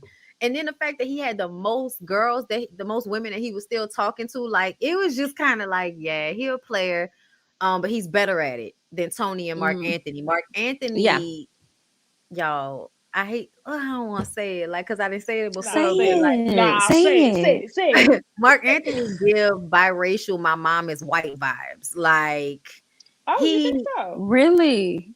And it's not because I feel like that's exactly what it is, but there's a vibe of don't get him upset because he might have a temper tantrum on you. And you know what I'm saying? It has to kind of, because he's real cool and all of that, but there were moments where I can remember him looking like a sullen teenager or some shit. And anytime somebody else applies pressure, he backs away. Like, he moves, you know, he act like he that guy. When he first came on the show, he talking himself up real heavy. But then as we go through the process, you kind of see him fall back even more. And that's why I was like, okay, he gives off like that fake overconfidence. And then there's something in there that I feel like is I'm trying to cover up that I'm not that cool, or that I don't think I'm that cool. Like, and you know, sometimes if y'all they're entitled, like, and all men be entitled, but there's a specific type of entitlement that black men whose mothers were white, like biracial. Wait, do you really think so? Now I want to know, is his mama white? I do want to ask the same. I do want to know. I feel like he may not be. Like his it's parents, the energy. I feel like his parents probably. I don't think he has a white mom. I think he's one of the kids who, like, your parents was not American born and they came here and you grew up in a suburban community. So that's probably where you get. Yes, but I don't think he has a white mom. No, but like grew up around a lot of like white kids or something. It's something like that. Or made to believe that African Americans were a certain way, so they have like this superiority complex a little bit. Like, just it's in there. They don't really like play on it like that, but it's in there somewhere. And they say he Haitian. So you know, when a lot of times when people come over here, they look at the African American people like, you know, y'all lazy, or y'all ain't doing it right, and we're gonna show y'all how to do. You know, like there's a entitlement, but then like a slight lameness that I'm picking up on, but we haven't seen as much of him. So I feel like he hasn't had opportunity to show his ass, but it's in there, is what I'm saying. That Al Reynolds, that's a really good example. Somebody said kind of like Al Reynolds. That's kind of a good example. You know, people are different, but you know what I'm saying. I think he's on that Fox Soul show, right? Yes, that's on the Fox show. Oh, okay. Yes. Yeah. The only other thing I wanted to mention about Ready to Love was how much I appreciated, although I would love for Lyndon to leave the show, I love that he got with Tony messy ass, because Tony tried to stun that man the entire time when he was talking to him, and that boy finally got his back. And I was like, okay, I'm here for this. So Tony, you can shut the hell up while you try to sit up there and embarrass this man. Now you're the one looking dumb. And I do feel like somebody mentioned it in the comments that moving forward, I don't think that Morgan is interested in Lyndon at all, but I definitely think she's gonna be using him as to Tony mad and to get him to do what she want him to do. Absolutely. She got crazy behind the eyes. Look at her. It's crazy. There we are. But yeah, that's it. Who y'all think gonna go home? I hope it's Sue Ann. I hope it's Sue Ann. But I want her to go. Ladies. I was gonna say it's gonna be Mercedes or Sue Ann. I hope it's Sue Ann. I hope it's Sue Ann, but I have a feeling it's gonna be Mercedes. And that's gonna make me even more annoyed with this show, to the point where it's like, if y'all thought we wasn't really into it and reviewing it this season, it's gonna take a whole lot next season. Yeah, it's gonna take some changes. Yeah, for sure. Yeah, they're doing too much. Where are you, Will? Where are you, Will? Is Will Packer too busy to come and see after this show? Isn't it his show? Yeah, he did the Queen's Court. He needs to do Ready to Love like he did Queen's Court, because Queen's Court is on point. For real. We're having real conversations. There are real emotional breakthroughs going on. Just how they shot it and everything. It's just good. It's dope. I like it. Somebody said Mercedes has more connections than Sue Ann. Yeah, we know. Which is why when she go home next week, we gonna feel like this is some bullshit. But for sure, Swan and Blake haven't had any other connection this entire time, and here they are, still here, still strong. Facts, because the producer, somebody saving him. But either way, all right. Anything else already to And I don't know ladies? why, because he's not giving anything. He's Yeah, you not. said a producer. He's not even worth like, the type Nothing. of clown we got with Corey a couple seasons ago. He's not even Right. that type of entertainment. So Right. it's a scheme. Somebody set up. It's a scheme they set up to come to us with Absolutely. all of the All bullshit. the bullshit. Absolutely. Anything else on Ready to Love? I think that's it. Nope. Okay. Let's move on to Love and Marriage DC. It wasn't a whole lot that really happened. Girl, when is it ever a whole lot that goes on? The fact that you had to respond to you responded to yourself talking about Hilarious. Oh, when was it ever? So, top of the episode, Joyce sitting up there lying about being married, and I really don't understand why. Like, what is the reason for the lie? Do y'all think that she should be upset with Ashley for sharing her business, even though it's public? Yes I'm and struggling no. with this one. I Yeah. feel like she is entitled to feel away because that means you can't trust Ashley. Like, I'm gonna just keep it a buck, because whenever she gets upset or when mad day comes, she'll spray some information that you give her. You know what I'm saying? So yeah, no, I just kind of feel like that means you can't trust her. But outside of that, I feel like I don't understand why y'all care that much for people to know. Like, unless y'all was really trying to save, trying to get a TV deal. And if that was the case, I would like to tell y'all that probably was not gonna happen, because nobody cares that much. And I'm not trying to play nobody, because we all love these shows. Like, don't get me wrong, everybody make their money off the shows, but do I feel like any one couple from a Ready to Love franchise could get a wedding special on? No, I don't, because I don't think they've done it before, and y'all would have to give more than that. And I think y'all were trying to do that by getting on this show, and I just kind of feel like, no, you're gonna have to pay for your own wedding. That's interesting. I didn't even think about that, Bondy. I was thinking they probably was trying to get production to probably pay for a wedding or something, so they didn't have to, right? But I didn't even think about a special. Like a whole separate, like Ready to Love wedding type thing. Like, or something. Like, I could see that. No, like what you suggested, something along those lines, though. And I just kind of feel like that was a reach in the first place. And if you really trying to marry somebody, like, who's doing that? You know what I'm saying? Like, I'm not putting my marriage and my life on hold for the possibility. A TV show. Yeah, right. Somebody made a good point. It. I saw a comment on one of the blog sites, and it said that maybe they were keeping it a secret because Clifton has kids, and maybe it's a situation of the baby mamas, or maybe she hasn't met the kids yet, or something like that. And either way, I still like Ashley was wrong, but I have lack of sympathy for Joy, complete lack of sympathy, because I'm just like, what's the secret for? And if it's a secret, what the fuck you tell her for? Okay. Especially since you didn't know her like that. Oh, that's a fact. Especially since you didn't know. Like, I could see if it was one of your closest friends that betrayed you, but you just met her on the show. So what did you tell her for? Right. Make it make sense. And it's just so funny. I just like checking out this season. It's just so funny how everybody is getting they just due. I keep reminding them how y'all tried to play winner out for even coming to y'all about y'all own information. Now y'all getting played this season for stuff that y'all out here spreading when it comes to other folks. Like, it's just so funny to me. Y'all got to be careful. Now we got what's her name? Ashley over there being all cool with Winner, dancing around and all this other stuff. And girl, yeah, now you want to be friends. Y'all know what I just thought of? Y'all know how we were hearing that they were showing some stuff out of order? Yeah.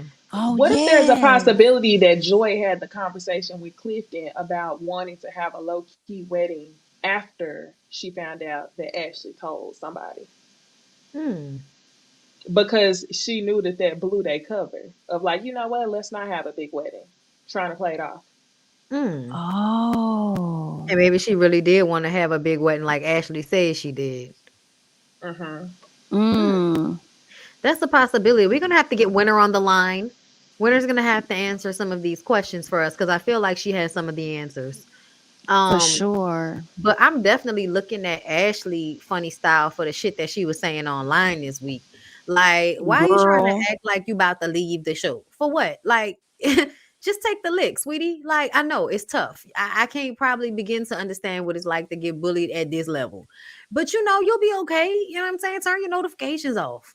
Like, Right. Everybody gets to have their turn. Last year was Winter. This year is you. Next year it might be Irena or something. So if y'all okay. get another season, then we'll see. Winter's Party. How did y'all like her performance? I think the I thought song it is was cute. cute. She I looks agree. super cute. I really like her guy, Yusa. I think that's his name. Mm-hmm. I did not like Ashley overly questioning him though. I kind of Mm, felt like fall back. Y'all not even cool like that for you It to was overstep your shady. boundaries. Y'all just got cool and y'all about to fall out again. right. Yeah, it was To like me, if you didn't know this about her ex-husband, let me tell you. right. Child. Oh, yeah, no, I didn't even think about it like that. Oh, Mm-hmm. that's messy. Yeah, it was given like, let me show you how much of a fool Winter was if you don't know the real Winter. Oh, On Slick some trying to hating ass shit. embarrass her. Honestly, I feel like as soon Yeah. as Yusha walked up, I could feel the jealousy on all of them. I ain't gonna front. I Cause wouldn't be he like, surprised. yeah, Cause that night. Mhm. Go he ahead. gives that, he give that dig down vibe. You know what I'm saying? Especially for them, the old married Yeah. women, with the same D at home. They like I'm just saying, like from Arena who not getting it and Ashley who quick, can barely use his hands right now. Yeah, Mm. like it's definitely given that y'all was a little, might have been a little like jelly, just a Just slash, a little bit. you know. Just a little bit. Smoosh. Just smoosh. It's just a little smoosh. Just a little bit. Any any thoughts about Ashley and Joy's conversation and how Joy Slick dismissed her on more than one occasion? I Um, appreciated it. I I love was to about to see say it. that. I actually liked it. I did. Just because she was giving Ashley her own medicine, talking about, no Yep. hug, I'll consider it. Because Oh, I picked up the Yeah. shade when she said, I'm considering you a friend. Oh, I And did too. I'm starting to think that Joy is more of a okay, one, Joy doesn't like conflict. Two, I feel like she's a processor because in the moment when Ashley said, I'll consider it, Joy was like, I love you, I consider you a friend, da da da. So Joy probably went home, And replayed thought all that about that shit shit. back in her head. Yes, replayed all that shit mm-hmm. back in her head and came back with the same energy. Like, nah, bitch. But let's see if Joy keep that same energy going into the next episode because we know she likes to do a little bit of backtrack here and there. Oh, she Well, is girl, because it looked it like looked she like gonna keep that and yes, more. because it looked like they got into Mm. a little tussle. She said, "Don't talk about my man or my mama," like Candy Bird said. Okay, Period. I'm And told I'm her gonna don't tell put you her though. fucking hands on her. Okay, because Ashley, that's why I was like, Ashley, what made you think you could put your hands on that girl? Is my question. I like that she was giving her that energy back as well because I feel like Ashley and I talked about this in my review that I feel like Ashley is like mean as fuck. Like you want to talk, Mm. she always does this. Like when she first was on the show, the first season, even though her and Arena was acting like best friends, she didn't even want to call Arena a friend at first. You know what I'm saying? So Yeah. I kind of felt like she she doesn't have really good relationships with a lot of women, and that's probably because of the issue that she has with her mom. And I feel like she thinks it's everybody else. Like she think all of the other women are hard to trust and hard to get along with. That's why I only deal with Alicia. But no, bitch. Like it's a part of the issue is you. You mean you think you can just say anything to anybody and they just supposed to let it roll off. But as soon as they say something to you, then you want to, do what you did to Winter. And then every time Winter responds, she's like, oh my God, you're obsessed with me. It's like, girl, like, you be doing too She did much. do that. She did do that. Like, oh, of course you wanted to be my friend. Yeah, she don't Right. know how to make Right. friends because it was given that she wanted to be friends with Winter. It Mm. was. Especially Mm. after the gutter Barbie situation. It was like, oh, you want to be in a clique. It's just like, oh my Right. God. Tell them you don't want to be in a clique, Tar. Just tell them you don't want to, just for the I wish satisfaction. that Winter didn't play along with it so well. They all want us to be friends, honestly. I also That's feel like true. they trying to make sure that this show stays on. And if the show can only stay on if y'all really have, real conflict, real relationships, it's not gonna work. And I feel like that's why Ashley changed her mind about Winter. I'm standing on that somebody came to her and was like, sis, you want the show to have another season? Figure out a I way think so too. to bring this shit Yeah. together. Think of Around. Yep. housewives, baby. You think them girls really like each other? You think them girls really friends? They not. They not. Hmm. Yeah. Bring it on around, ma'am. Okay. Yeah, that was pretty much the episode. Like Mhm. nothing. The big fight or whatever yeah, I guess you could say the big fight because it's gonna be Ashley versus Joy, then Ashley versus Irina. So we'll see all of that on next week. Okay. Anything Yeah. else? Love and Marriage DC. All right. Let's go ahead and get into Real Housewives Ultimate Girls Trip Thailand. Now I got a Okay. chance to check out episode 1. It was cute. I have to say, it was cute. I enjoyed it. Cute. Portia's back. Portia is back. Portia looked like she really glad to be here though. She looked like she missed Housewives, and they made sure they pulled the budget out for Portia because she got the best room in the damn house. Giselle and Candace seem to be all right, but I'm a little confused on the timeline because I think they had wrapped up Real Housewives season 7, but they didn't do the reunion yet, and the show Mhm. didn't start, so she didn't get to see everything that Giselle had to say. But we know that there was some type of issue there, right? But they seem to be on good terms. We got Heather and Whitney there. Heather is grilled right out the gate, and for me, I felt like Giselle was really trying to start some type of beef when it comes to Heather. It seemed like she wanted Heather to get in some type of trouble. First, she brought up the situation with Jen Shaw, asking her like, Mhm. "Why you pretty much just rode with your friend when you knew that she was lying?" Then, now I do feel like Heather kind of dug her own grave with this because when it came to the Leah situation, Heather said she wanted to get Leah drunk, right? But Leah lets her know, like, girl, I used to do drugs and I used to do alcohol. Like, I used to do a lot of that. And then Heather said, oh, yeah, I read your book. Mm. Well, if you read her book, why would you sit up there and tell Giselle and Portia that you want to get the lady drunk? Why would you say that? So as soon as Leah came around, Giselle mentioned that to Leah. And now Leah kind of had like a bone to pick with Heather, but they eventually worked it out or whatever. But it was some cute little girl, beef or whatnot. We see right where Candace and Portia might start having their issue because they talked. Well, first of all, Whitney said that she didn't think she was gonna like Candace. Okay, she said she didn't think she was gonna like her the way that she came for Miss Ashley when Ashley, I guess, had her baby. She was trying to mommy shame her or body shame her or something. Oh, okay. With the self-righteous bullshit. Yeah, so Right. that's what Whitney said. She didn't think she was gonna like her because of that. And then Portia tried to speak on, like, support Candace and try to defend her and explain why she probably didn't understand it. But now that she's going through IVF, she might understand where Ashley was coming from. And Candace was like, no, that's not what that was. Oh. I got her ass together because she was being rude. She was being mean. So you're gonna be mean to me, I'm gonna be mean back. So Portia was like, okay, well then you just a mean bitch. Oh. So I feel Hmm. like, okay, we might see a little bit of the height of some of their issue right there, like kicking off. But what Why did you would have y'all you seen the say that? show? What did y'all think? I started it, but I didn't get all the way through. I did like to see a lot of Portia doing the interviews, because she was like narrating the whole episode for the most part. So I did see that, and I thought that was cute.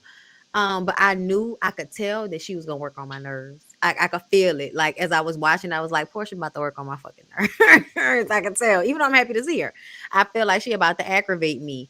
And now that you're telling me that that's what she told Candace, I do feel Hmm. like, yeah, bitch, you about to aggravate me. It's given, I'm so happy to be here and I could leave and come back and I did what it's given, I told y'all I was gonna be back. Like that's what it's given. It was given. I knew it would. I haven't watched it yet, but I'm definitely watching tonight. I'm so hyped about this coming out because I used to love me some Whitney Rose, some Heather, Candace, of course, Portia, just like everybody is right here for me. So Yeah. I'm excited. Yeah, I think Whitney and Heather, they're gonna have some more beefs. Y'all know they kind of fell out with Salt Lake City. But the fact that Whitney told Leah that one thing Heather does is Heather has like this toddler type of energy or toddler behavior or something she calls it, where when you tell her she's doing something wrong, she acts like she doesn't remember. But when you tell her she's doing something right, then she continues to just like do it over and over again, right? So she says the fact that Heather came to you wanting to get you drunk, knowing she read your book and knowing that you're in your sober space right now, when you come to her, letting her know it's a problem, she's going to act like she doesn't remember. So when they at the table and Leah confronts Heather and let her know, like, you gave me the worst impression and I don't like how you approached the situation because they did do the flashback, but you guys will see. So she pretty much calls Heather out. And when Heather says, oh my God, like, I do not remember saying that to you. I said that? No, I don't remember. And then Leah says, yeah, Whitney said that you would say that you would remember. And Leah, and then Whitney was like, well, bitch, what a way to throw me under the bus. And I was like, here we go. Whitney don't ever like to stand on. Right. Like, bitch, if you don't stand in it.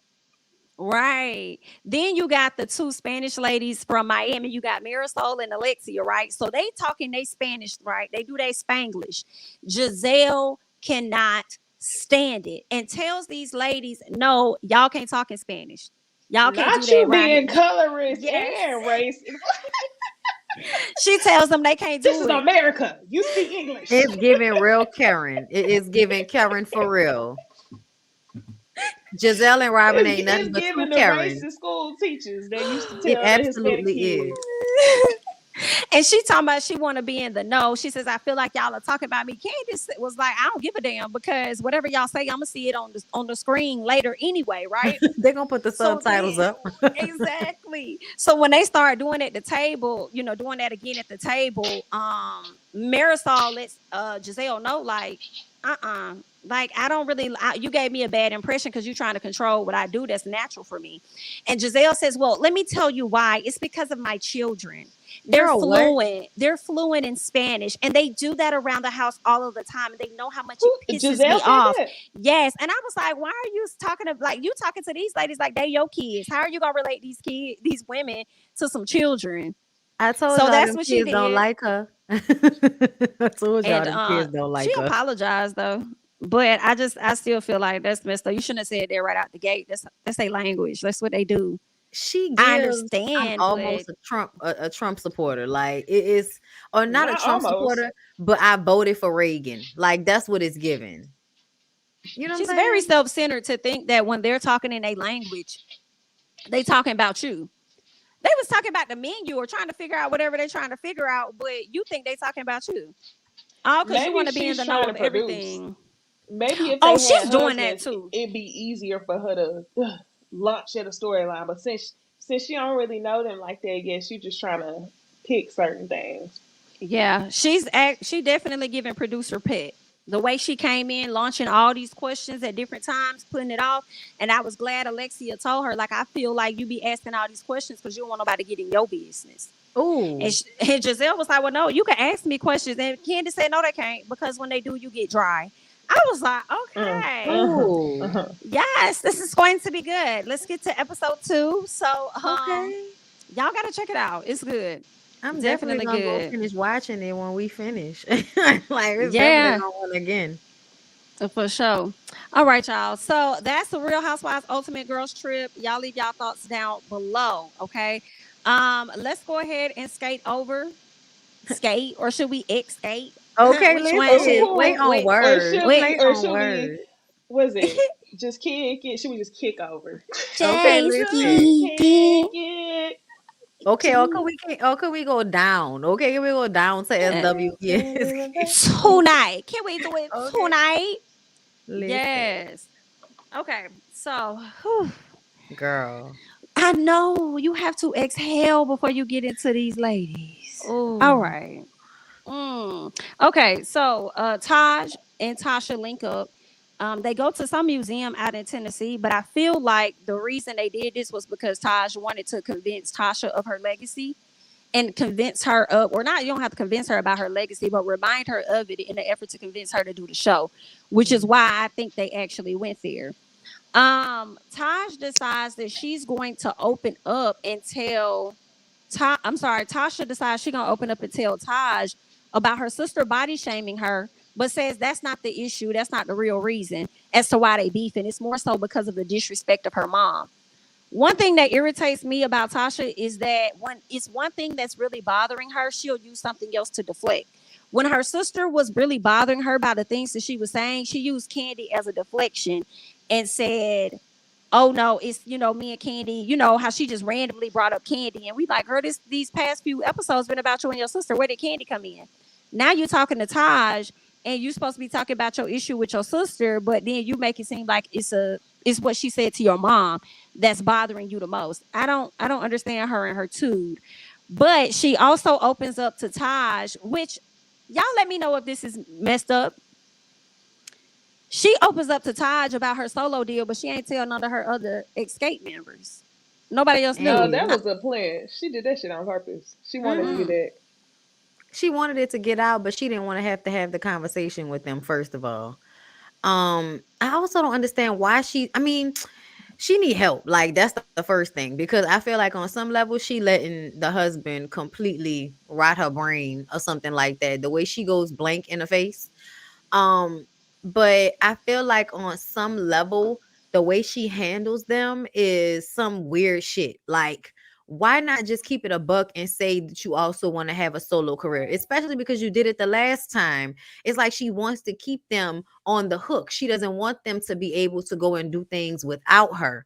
She wants them to wait for her to get what she wants and then decide whether she wants to come back to the group or not. And I just, it's just like, girl, ugh. Yeah, I think she whack. I don't like the fact that she sat up there talking about something. It's not that she leaving the group, she just want freedom. And this time she doesn't want to move in fear or something like that. And I'm like, Tasha, what are you Girl, talking what? about? You wasn't moving in fear the last time you went and got your solo stuff. It's because she Why you want to keep be trying to make needed. them the problem? I can see that. She want to be needed so she can keep saying like that she was the voice of the group, but she also don't want them to move on without her. So it's like, girl, that's another reason. What like the reality is, you need them, which is why you plotted and waited until this comeback to try to go solo again. Mm, Hmm. She does need them. very much so. Calculated. Very much so. What did y'all think about Coco's bipolar situation? That I love that they are. I never knew this. I know they had a show before, but a lot of the stuff that they're sharing when it comes, because I feel like SWV is sharing more with us than Escape. Yeah, I do. I feel like I'm learning more about Lily. I'm learning more about Coco. It's not a whole lot to know about Taj, Taj. but nobody else is really giving me like that in between time. But I mean, like Tamika, what you was doing when the group, like we know what Candy and Tiny was doing when things kind of fell apart. But what were Tamika you up was to? she was doing Tyler Perry plays. Was Mm. she? Yeah, she was I on, did not know that. he was doing a lot of like, off Broadway, no disrespect, circuits plays. If I can recall correctly.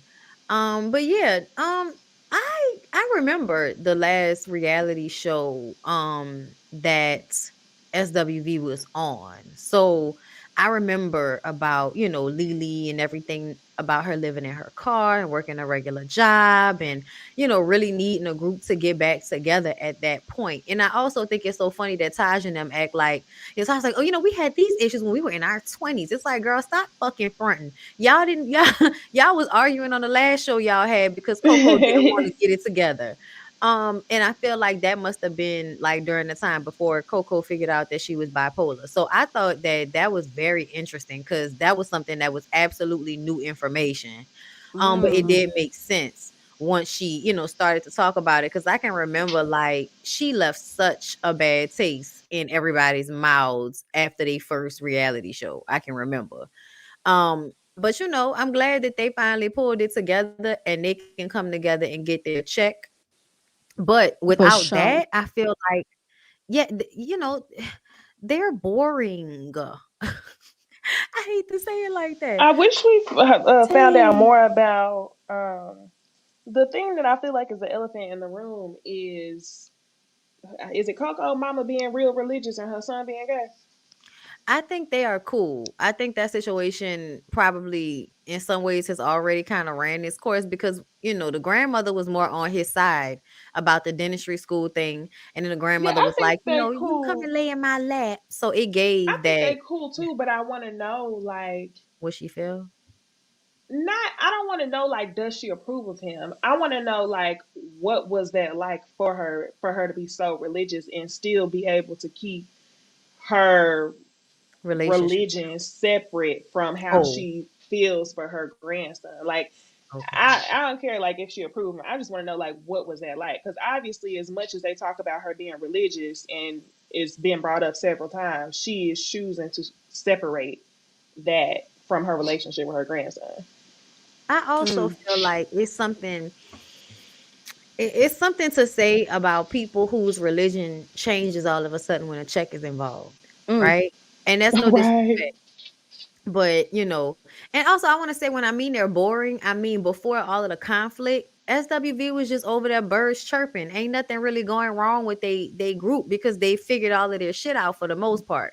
I feel like if Candy hadn't said anything about the billing, I don't think that SWV would have had any real drama in their story if Mm-mm. it were not for that because everything is kind That's of true. going cool with them. So it's not a bad thing.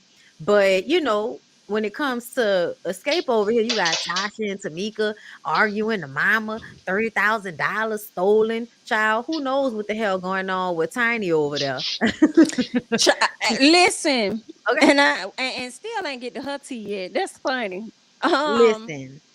that's crazy. Tamika and her mama. Speaking of her mama, she come to the house. They sit down. They talk about all of the drama. Her Oh mama, goodness. Tamika tells her mama that she shows favoritism. Her Mhm. mom asks, "Do I show favoritism?" Yes, you do. Mhm. Soon as the girl tries to explain to her that you never allowed me to say my piece, the mama interjects and interrupts her. Period. Right out the gate. Then not only did she interrupt her when she tells her that she hurt her sister to her core and how she talked about her husband and she hopes that she could sleep at night with the things that she said about her sister and her husband, not acknowledging none of the fact that these folks stole her money outside of letting her know that ain't nobody steal your money. Girl, her mama's a mess. And Mhm. she wants to be the fifth member and she not. And I'm sorry, The fifth member. I would have Right. had to politely check her ass. I mean, Tamika eventually got around to it, but it was, I don't know, them tears wasn't given authentic to me at the end. Tamika's Oh, her were, but mama. her mom's weren't. Mm-mm. Right. Even when the mama pulled up to the house and was at the door, like, well, I'm here. Like, it just bothered me because I felt like she knew that that was gonna be the next thing that she had to do after showing her ass. Like, I know how this looks. I gotta go talk to my daughter. I gotta tell her I love her. And I Mm-hmm. hate it. That scene really bothered me. Like, she literally looked like out of body when she was crying. Oh To yeah. me, She she didn't definitely went believe somewhere nothing that else. she was saying. She completely numbed herself from her mom from She feeling did. anything, even though the tears was coming down. It just is really sad. And the issue with that is like, I think that her mom knows that she's supposed to love her, which is why Mm. she was saying those things, which is Yeah. why she's But saying not that she everything that really she's. feels them. I don't think that she really does. Maybe I think that she loves her as much as she can, but I don't think that she truly, it's something missing there and it's huge. Like I'm it's gonna tell you. something missing and Mm. it's huge. I think that the mom has a lot of built up resentment because of what happened with the dad. Cause she even as soon as she said that shit, I was like, "That's what it is." Like Oh yeah. Yes. That's you why was she the thought there was her housewife, money to take. Cause yeah. why would she even say that BS? I was the Like, fifth member when girl, your daddy walked out. Mhm. Like, what they got to Like, do with what was you anything? supposed to do? Leave the children destitute because the man left? Is that what you were supposed to do, Uh, ma'am? Like, she wished she did. That's it. She wishes she did. That's why she said that. She wishes mm, that she could have been the one to leave and raise and have him raise the kids, and she's holding Tamika accountable for that. that's so fucked up. That's so Mm. messed up. I also feel like because they struggled, you know what I'm saying? Specifically because they struggled, I feel like she really like is resentful of them. I It's just upsetting to watch a mother add to the daughter's discourse the way she does. Like, and it's giving petty. It's giving like 15-year-old in a mind. You know what I'm saying? Like, it's just real sad. And I hate it because I feel like they're gonna feel the need to like defend their mother. But in essence, like, come on, y'all. Like, it is what it is. You know what I'm saying? Yeah. Mm. It is. It's very, very sad. And she never seems to have that girl back at all. That's why I'm glad she told her that. Like, damn, I wish you had my back like you got. It seemed like she got Rocky back more than she got her own child back. Oh Mm-hmm. yeah. But her mama does strike me as the type of mama because her husband left her, in my personal opinion, that she probably tells Sasha whatever she needs to tell Tasha to hold on to her relationship Yes. so that You know, she that's what doesn't I was have And to thinking. He a live good also the without man other for that. being a thing, girl. Mm-hmm. the other thing to me is I feel like she probably go up for Rocky so hard because Rocky probably take care of her too. Oh yeah. Rocky take care of Yeah. her too. So And any they was Mm. man that she feel like is willing to take care of her Oh, when wow. Tamika Daddy didn't do it, she gonna go up for Rocky. That's why she felt like, yeah, that was my $30,000 to take because you don't know what we needed it for. She didn't want to say that, Mm. but they needed the money. Mm. in my back. Wow. Mm. I feel like Huh? I left. Am I back? Yeah. Okay, Yeah, I I feel didn't like think you left. okay, I was spinning it and I ain't know. But I was saying the same thing about the mom. Like, it's given because my man left, you need to just be grateful for the fact that he wants to stick around. But he's sticking around because his livelihood is dependent upon her. And I think that's another thing that they keep, forgetting. And I understand, like, and this is the difference to me, because everybody talks about Todd being an opportunist and all of that shit. Ever since he got with Mm-hmm. Candy, him making less money than Candy, they've always made it seem like, he wasn't shit without her. He's an opportunist. And I'm like, no, no, no, no, no. Todd was gonna be okay anyway because of the type of person that Todd is. Being in, Mm-hmm. in television and production and all of that, he's been successful at that. We've watched Right. successful shows produced by Todd before. So at the end of the day, I feel like Ty was gonna always find a way to do what he's doing, which is be in production. Whereas with Rocky, I'm wondering if there was no Tasha, would Rocky really be out here managing people? Mm. I'm just wondering because you No. don't seem to have a good reputation. So it absolutely feels like, everything is predicated on Tasha, but he has to control Tasha, which keeps Tasha from really like growing the way she could. Because if she were to grow in that way, like, I think he sabotaged her career. I'm gonna keep it a buck. Ooh, Oh that yeah, that by was what my sabotaging her question mind. was. Yeah. Yeah. Mm-hmm. Mm-hmm.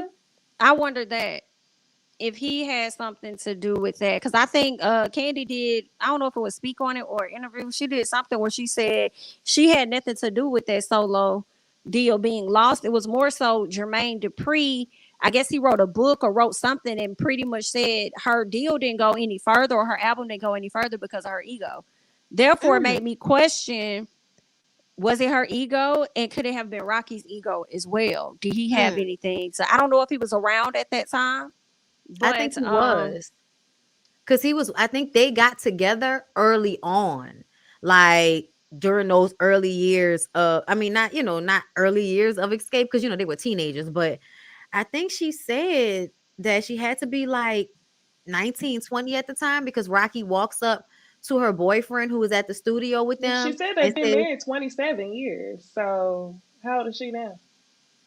"Child, somebody look it up. mm, Let me look it up, I'll y'all." it's look it just up. 2023 though, so they had to have been together then. Right. Okay. Right. 1995. They got married in 1995. So almost And the group 20 broke up years. when? 99? I thought what? I thought it was like, yeah, 99. somewhere up in there, 98, 99. Yeah. Hold up. Let me Mm-hmm. see when the first song came out or whatever. Lay back, kick it, and enjoy 19 let me see. I'm trying to find it. Okay, yeah. So 1995. Mm, I mean, they got yeah. together 91, 92, but they didn't really start. I don't know if the 93 is when the first album comes out. So Okay, 2 years okay. after the first album comes out, they get together. So yeah, Did I y'all mean, peep how she was trying to insinuate that Candy really was fucking Jermaine Dupri and his daddy? She said something like Candy just wanted was a girl that just wanted to move up. So she, was bumping shoulders with people like Jermaine Dupri and his father. She said something along the Wow. lines, it was on the show. She didn't say that she slept with them, but she said something like Candy was always trying to get close to people to move up. And she mhm. named them too. Wow. Yeah. Mm. Yeah, nah, they was definitely together probably when that first album, like probably within like a year of the first album, because their second album came out in 1995 and that's when they got married. So they had to be together like at the beginning of the success, which makes me, and then he was also R. Kelly's manager at one point, I believe, as well. Yeah, So she said I that's how think I he heard first that. started. She said yeah, it in the beginning. She was like, I don't even know if I should say this. right. Oh, yeah, yeah, Yeah, yeah. she That's right. did. You're right. But You're right. when you kind of put that together, like, so you think that you was around R. Kelly like that and you didn't have some of those same ideals as a man, like that very pimp like mentality about how to mentally control a woman. I mean, look at the Joycelyn Savage and the rest of the girls over there that was brainwashed, like, and now you sitting up there and he whispering in your ear talking about I'm telling her what to say. Like, yeah, it's absolutely giving you been brainwashed for the past like 20 years of your life. Like And Hmm. coming in the studio joking, talking about look, look, look, look, look, look here, anime. anime. I'm like, Mhm. it's the fact that I think that that's how you are for real. Here trying to Oh joke yeah. about it. Oh, and another Mm. thing, when they said, I forgot who it was that said he helped her lose weight, but that made me feel like, oh yeah, it's deep. Cause then Oh, I never he heard can, that. I yeah, didn't like know he he helped helped her her lose lose the weight. weight. So then she's gonna always feel like I wouldn't be me without him. So she'll always feel indebted to him. So she'll Hold on, she always be said that no, but I'm saying like that's probably how she feels in her mind because he helped her lose the weight. And you could tell so the much. weight thing is a huge insecurity for her. The body thing is a huge insecurity for her. So her finally being able to be, small like the rest of the girls, I feel like him helping her attain that probably in her mind means that he will always be a person that she feels indebted to. So when she goes to make these Yes. decisions that she should be making for herself, she's gonna have him at the forefront of her mind. And it really shouldn't be like that. It's absolutely giving And like I Mary J. Blige can do type shit. and I Mm. strongly believe that I don't like he that for her. she seems like the type of woman to me to where if he had a girlfriend, it's because she knew he had a girlfriend. She would allow that shit to happen, but maybe just not speak on it. I don't Like think the that she's the type. I don't see it. It's not happening. Yeah, I don't think that he has a Yeah. mistress. I think he has a girlfriend, and that she probably Oh, just not gonna speak on the shit. a full blown like Martell Holt, full blown Yeah, girlfriend. that's what it's given. So when they toasted the 27 years, like it just didn't sit right with me to be like, oh, Right. people be together for a long ass time, but it'd be a long ass time, and Yeah. that's what it was given. Yeah. Yeah, it's giving That's true. long-term mind control. And it's sad because I feel like she probably was listening to him when she was Mm. in negotiations and all of that. And I'm gonna tell you, they said it was her ego, but I bet you any money, them men did not want to deal with Rocky, and Rocky will probably assert himself, in her business dealings. And people was like, if we got to deal with him, then we ain't gonna fuck with you. And she thought she was that girl enough. And it's so funny though, because when you hear them sing now, people can say what they want to say about Candy, but Candy's voice is very distinct. Tamika sounds like Tasha to me. I'm gonna just keep it a She buck. does. She does. Like I was watching something on YouTube, one of their pieces of concert, and I heard Tamika singing Tasha's part. I'm like, they Hmm. don't we They would don't need like her. you, but they don't need Yes, you. we will prefer it, Hmm. but they don't need her because Tamika can sing all her parts. And she has been so comfortable being in that background for so long. Probably Girl. getting her shine now. And you know what fucked my head up though? When Candy was telling a story, I That think when shit she was sad. on Shannon Sharp show, Yeah. and she Mm-hmm. was talking about how when they first was going in to have that meeting about the third album, and Tamika was supposed to be on Tiny and Candy's side, and then she switched at the last minute, and they came in there with matching gray wigs. I was just like, see, I believe that somebody mentioned it was like they feel like Candy getting some type of like pleasure out of Tasha and Tamika fighting. And I'm like, that's not what it is. It's because for the longest, Candy has kind of been on a boat by herself Yeah, until it's like I've been Tiny. said that shit. Yes, exactly. It's Yeah. like I was right and y'all didn't want to believe me, Y'all and now always y'all thought I believe was me. the problem. Aha. Mm-hmm. So it's like it's Yeah. vindication is what it really feels And like. that's what I was going. I'm like, and if she is, it's kind of like that might be like a human thing. She might not be indulging in the fact that she's going through this, but it's kind of like, see, now I'm glad everybody get to see that I wasn't the problem the whole time. Like I Yeah. can't see Candy not being a bit happy about it, like just but not Yeah, I didn't think she was glorifying in being her messy. down type situation, but Because so even when Tamika came and told Tiny and Candy that, the family meeting didn't go well, I think Candy was like, oh man, but she didn't ask what happened. And I think Tiny was the one who was like, so what happened? Mm-hmm. Absolutely. mm, I agree. But yeah, you got a I couple hate super to be that chats and person. comments on the I'm show, about to Jim. say, girl, somebody gave you Okay. $100. Okay. Hold on one second. I was gonna hold on. Okay. Um, Damien, thank you so much for the super chat. It's the mom omitting the truth in Tamika's face. Tamika revealed the check came to her mom's house when Tasha and Rocky lived with them at the time. And that was one of my questions. And I figured they had to all live together. How you clearly the mama knew what she was going through, which is why she said you don't know what they was going through at that time. Like, Yep. girl, and then gonna tell that lady y'all ain't take her money. Y'all did. I'm sorry. Thank you, Damien, for the super chat. Mama was definitely playing in her face. That's why I didn't fully believe the tears. I felt like that was only for a moment and it wasn't going to last. And as y'all see how they've been doing these interviews, they not back where they used to be either. So It's it's a No, a they work in sad. sad. progress. I said, girl, that mean it Even ain't good. Tamika YouTube video, they still ain't good. And Tamika daughters, low key got off smoke. Oh, especially the young one. The young one, no, because Yes, I don't like, yes. I don't, and I'm her. She is me and I am her. I ain't that evolved. Period. I don't give a fuck, okay? Because that's still her mom. Even though Yeah, Tamika's like, treat don't my mama disrespect any my mom and sister, but it's like, don't disrespect my mama. You my hello, mama. you're my mom. I'm feeling away. Yep. Right. Thank you, Jaylene, for the super chat. Thank you for the $100 super chat. Girl, we need like some little pew, pew, pew, pew, pew, pew, pew, pew. We need to hit one of Yeah. them breaks. I feel like I saw Trina The Braxton hit sound like a weird effects. dance. Yeah, like something. But thank you for the super chat. I think that Tamika's mom wished that she was supposed to be the young, successful sister. And she sees who she wanted to be in Tamika and admires her control over Tasha. Thank you so much for the super chat. Let me read that again. I think that Tamika's mom wished that she was supposed to be the young. So you're thinking that Tamika's mom herself was supposed to be the young, successful sister? And she sees who she wants to. I mean, I can see her living through her children, Oh yeah, absolutely. I especially think after it's that more man walked so out. I think it's more so of her feeling like because Tasha, somebody made a good point because Tasha was the lead singer. Tasha probably gave her the most enjoyment, like as a parent, Mm. like, oh, look what my daughter, the lead singer, look what she did. Because Tamika kind of played the background a lot. Tasha being, Mm-hmm.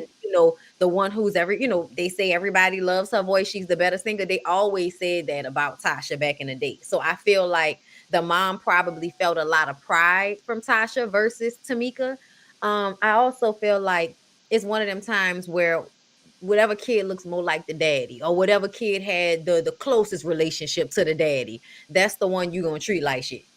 Like And I Facts. also wonder if I want to know if their mama used to be big because I feel like Mm. she didn't she look tried to that downplay. she Now didn't she look on the like way. it. No, they showed a picture of her from when she was Oh, married. you're right. And she You're was right. very beautiful. And she looked like, she was Mm-hmm. slender. I'm telling you, I think that because when you look at the picture, she looked like somebody that probably prided themselves on being the wife and being taken care of. And when that Mm-hmm. husband left Yeah. her and they had to struggle, I feel like that shit really like caused a lot of The Mm-hmm. anger bitterness. and resentment. And Ice everything spots has where her heart used to be. Mhm, There we go. And she's exactly. still holding on to that. She hasn't Somebody, She's so they released say that. like cold. She's Evelyn so cold. Braxton. That's what they say they remind them of. Who? Which Braxton? Evelyn Braxton, the mama. Uh-huh. Say Oh, more in I their didn't know mom. Evelyn Braxton was like that. I didn't know that.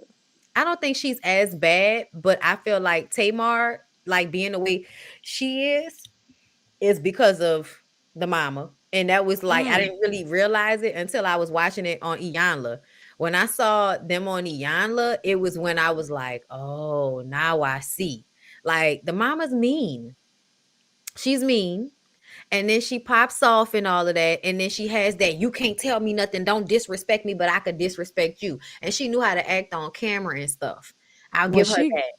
Well, But I was here when she got Tamar though. oh When yeah, she told Tamar to shut up. don't make me say it again. I When used to did love who how did she she wrote say let that man cheat in I, peace? Who was she saying that to? was it Trina that. or was it It Tawanda? might have been Tawanda because both of them was Uh, doing girl, both of them was doing it. It But wasn't yeah, Tony I and it wasn't uh-uh. Tracy. It probably was And it damn Tawanda. sure wasn't Tamar. Yeah, that's what I'm thinking. Tawanda. huh. Yeah. But it's definitely given like he left me and I'm mad about it and I'm gonna be mad about it forever. Like, Forever. okay, like that man then moved on, remarried, and you still over there at the house that y'all used to live in being upset and mad all the time. Like, girl, you need to do better. Period. The super Thank you chat from again, Damien was Jaylene, just for killing me. oh thank you again, Jaylene, for the $100 super chat. Real quick. Yes, it's me. Thank you for the super chat. That video Tasha posted on YouTube, I think he's trying to get in front of that Tasha K story. I believe that too. And it's putting Mm. Tasha in the front, but it's not working. Okay. Fingers crossed. Bank info. What? Bank info soon. Soon someone tell Tasha to stop bleaching. Ooh. Y'all think Tasha bleaching? I don't think she I think bleaches. it's I the I don't think change think of she so. diet wear. and the hair. I That's for think the it's the super Yeah. chat. makeup. I think it's And the the makeup and the highlight. hair. One Oh, thing Yes. people started to do is highlight it with the contour. Like people not doing a solid one tone face like they was doing in the 90s and early 2000s. But still, hmm People faces barely like what I'm feeling like people doing now is this part is much brighter and yes. this part is a shade or two brighter and only this part is your actual skin tone. And that's what But she's peep, giving. peep how Mm. her hands and Tamika's hands are the same color, but And their they faces legs. are not. Yeah. Uh-huh. It's It's not the bleach. makeup. It's makeup. But it's like, Hold on, let me girl, use a different one. And Mm. makeup and the hair. Their blonde is making it pick up more. yeah, Yeah, it's the the blonde combination. is helping to pick Cause up more. even But Coco got blonde hair and she still and it look don't look like chocolate. that. Right. Yeah, nah, she absolutely putting way too much highlighter on to lighten herself up. She probably insecure in every way that a black girl could be insecure. Oh, my nose. Oh, I'm overweight. Oh, I'm not, light enough. Like hmm shit. Yeah. Thank you, Kavan, for the super chat. The jealousy is very clear when people talk about Candy. It's definitely given why her and not me. Like Ty Ow. said, she trying to figure out what do you say? She trying to understand why you became what you became and why she's still where she at, is what he told Mhm. her. That's what he said. Yep. Mm-hmm. Honestly, Yep. they're not ready for that conversation, and that's what I figured out when Candy was talking about the billing situation. hmm Like, it's hard for people to understand it, and because I was watching SWV do they live, and the way they were talking about it, they really were like, in my opinion, taking it personal to some level about how much they're worth versus how much Xscape is worth. And I'm like, I don't feel like that's what Candy was saying. I feel like because Candy in Xscape didn't have representation, they had to have this very uncomfortable conversation that the managers probably would have had behind the scenes. I told you, I also feel like it was, something that Candy and Ty came up with to come to us with the bullshit. Essentially so that they'll have issues on the show. But it definitely made me think about how a lot of people aren't money centered in the same way that Candy and Tiny are. And that's why y'all don't have money like that. Like, I'm sorry to say it, but it's like a mindset that you have to have. And when people talk about women being in business and all of that, and how a shrewd businesswoman, you hear that. But I feel like you don't get an opportunity to see what that really looks like. And what that looks like is, I'm going to put how much money I make above anybody's fucking feelings. Yeah. And so it kind of made me feel like, even though I respect the way SWV feel about it, it should be a co-headline situation. I totally agree, but I also understand why Candy thinks the way she does, is because that's how you get to your money, is when you put that first, no matter what. I didn't think about that when I was watching the show. I'm like, girl, just co-headline. Like, we just got Tasha. Like, you're doing too much. Like, now you over here trying to be the headline, when it seems like SWV brought the idea to you. But when I went to her Candy speak on it, and if y'all go over there and check it out, how she broke it down did make more sense when you're trying to set it up. Like, if this is going to be the show and they have other promoters trying to pick them up, you're trying to go ahead and lay the groundwork for what's understood, so that y'all don't have to do this at a later time. So when she broke that down, I understood her. But when it came down to it just being one show, at that time, it was like, just focus on the one show co-headline. And if somebody decides they want to pick y'all up from that moment and promote, then y'all can have those conversations like, yeah, this was a one-off, but how we move, this not how we normally operate. And she also came with the receipts. Like, I don't even know why SWV blew up so much when y'all had opened up for Xscape in the past. Yeah. So I was like, oh damn, Also, I didn't even know I that. had both of those thought processes. Initially, I was like, she tripping. But then, like, after a while, I was like, you know what? She the only one. She the only one with that amount of money, her and Tiny. So I was like, okay, I respect where she's coming from when she explained, like, it's no disrespect to y'all, but this is what we've always done. Not to mention the fan base that they feel like they bring to the shows outside, because it's not even, I feel like they worded that in not the best way. I don't think that it's a fan base that they're bringing, like people from Real Housewives of Atlanta. It's the fact that their continued stardom is what's giving them these opportunities, not necessarily. I like the how fan you base. worded it. Yeah, I like how you worded it, because when I was watching it, messing with my mic. But when I was watching it, I damn sure didn't get that. I got the first thought that you said. Like, I'm like, Yeah. Real Housewives gonna like, just like Kenny said, you sold 30 million records, don't mean it's gonna convert to sales. And I'm like, and followers don't convert to sales, like, They either. don't. Not the but max, they have that 30 But when city you tour to also like consider when it comes to how they can sell tickets on their own. you talking about Candy number based on their past, based on their Yes. numbers of what they did. Yes. I mean, I guess that makes sense, but then they will have to compare that with anything that SWV has done too. So if they meet in the middle on that, then we still stuck at who headlines.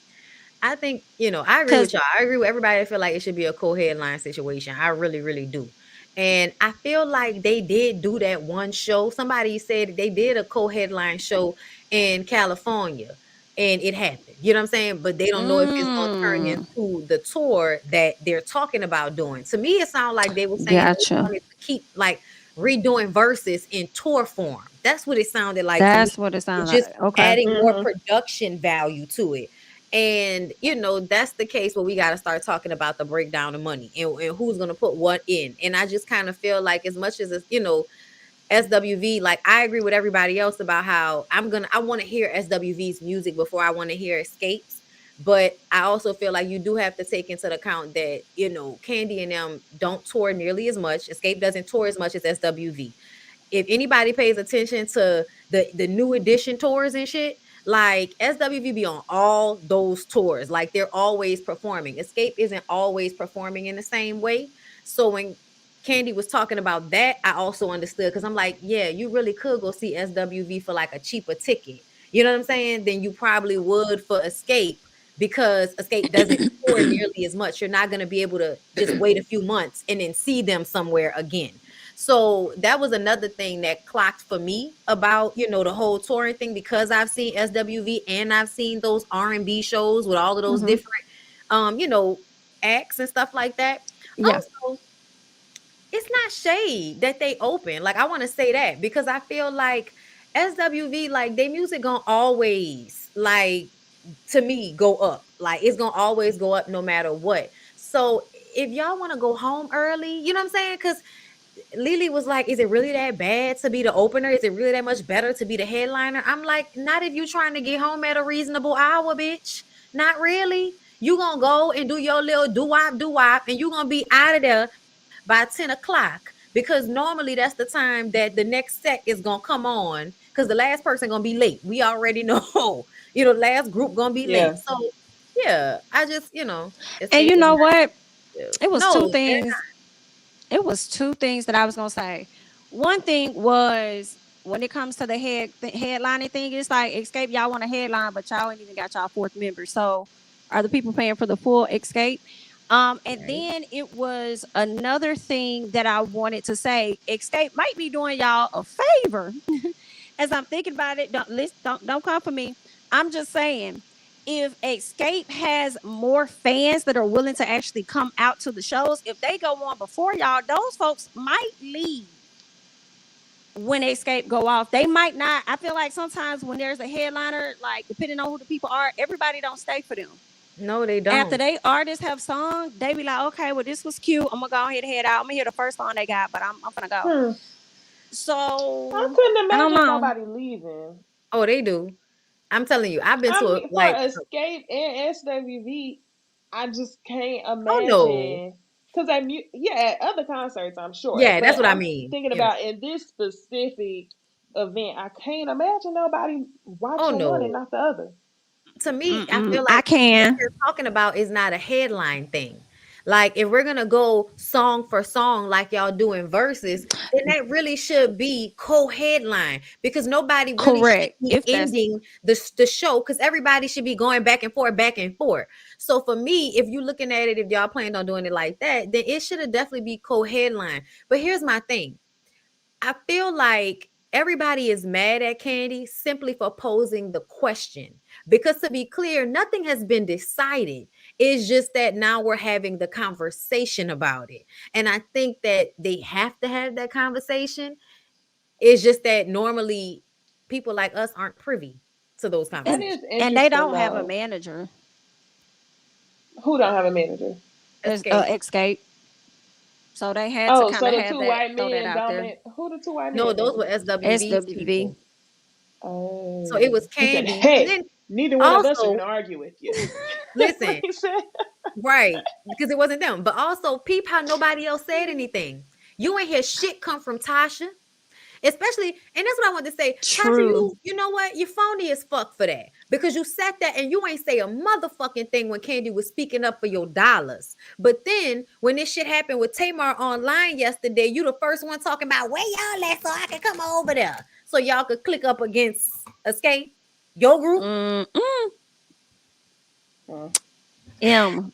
Get her away from me with this. I can't. What kind of godlike behavior is this? Thank you, Damien, for the super chat.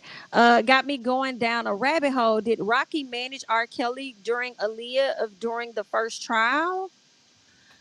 Rocky and Tasha met when they both were 21. Also, he must stay unemployed if that's the only talent he can name. Thank you so much for the super chat, Damien. I would think so. I I would mean, think he was working around that periodically time. Had to be. Yeah, yeah, absolutely. If yeah. Especially That because back is then they probably crazy. did shows together. If you think about it, I bet you could Google R. Kelly Escape tour from the late 90s or mid to late 90s. 94 and 95, they absolutely probably went on some type of tour together. I bet. Thank you, Jania. I hope I said that correctly for the super chat. And their mom is so religious. And remember, Tamika was pregnant when her first album came out and they were mad young. Tamika was the rebel. Thank you so much for the super chat. Yeah. And that could also be an issue.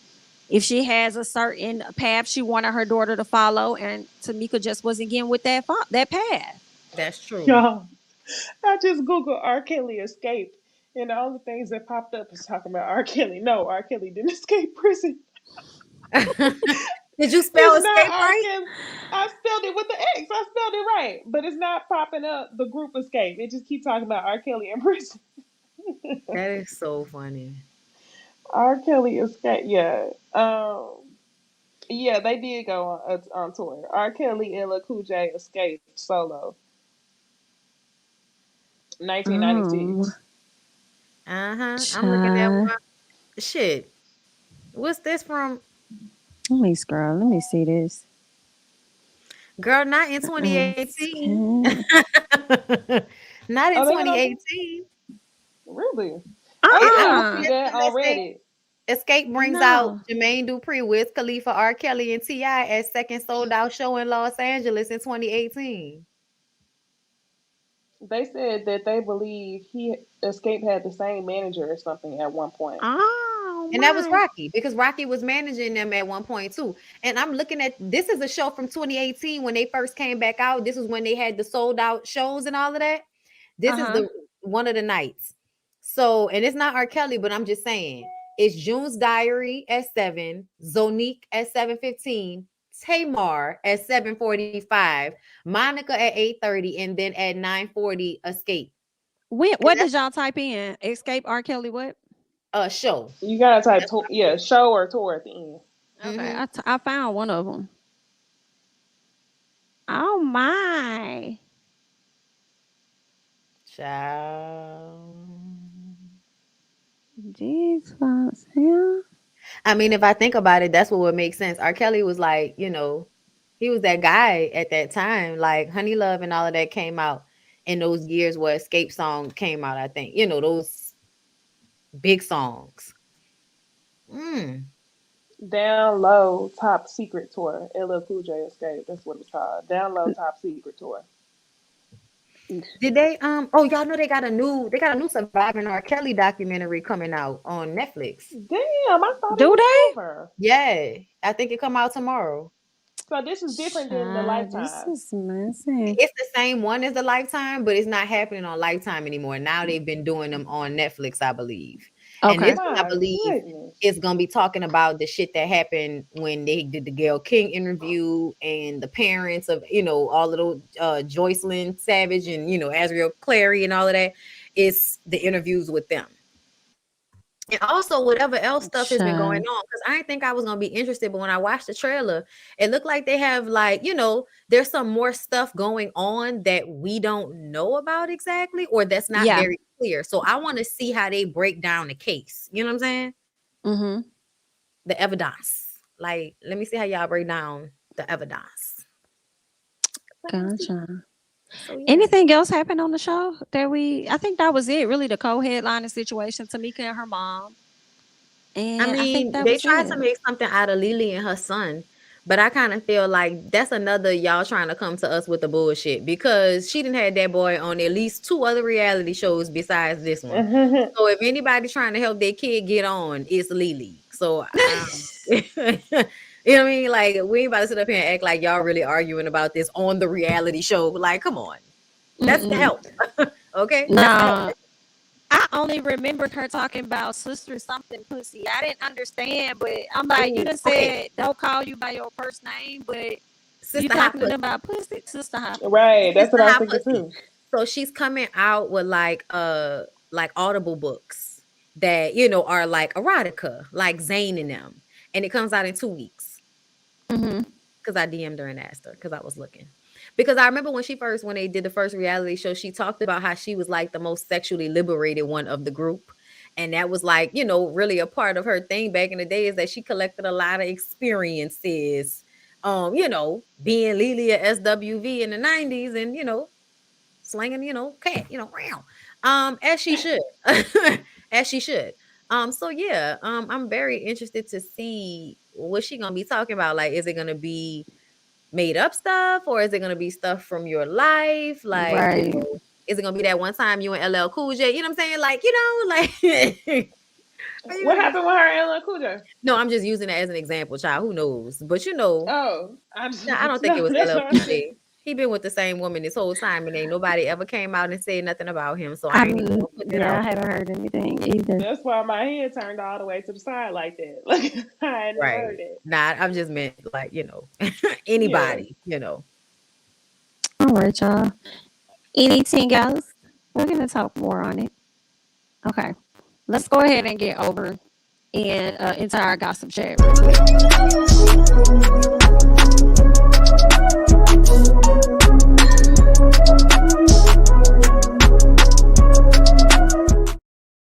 Oh, they say LL was cheating, and he said it in the book. I'm gonna have to go find that book. Oh my! I think that was at the very beginning of their relationship. Okay, that makes sense. Cardi looked tall right here. How tall is Cardi? Look at her arms. Girl, I don't know. It's giving skinty. Maybe it's just the rack behind her. Maybe it's a little short. But I don't know. She is tall because she's finna stand on them racks. So when it comes to the Tasha K Cardi B lawsuit that she dropped on her a few years ago, and it finally came to a head where she won $4 million off Tasha K. Tasha K filed an appeal roughly around this time, trying to stall, only to find out a year later what America already knew. I'm sorry. Not what America already knew. I'm sorry.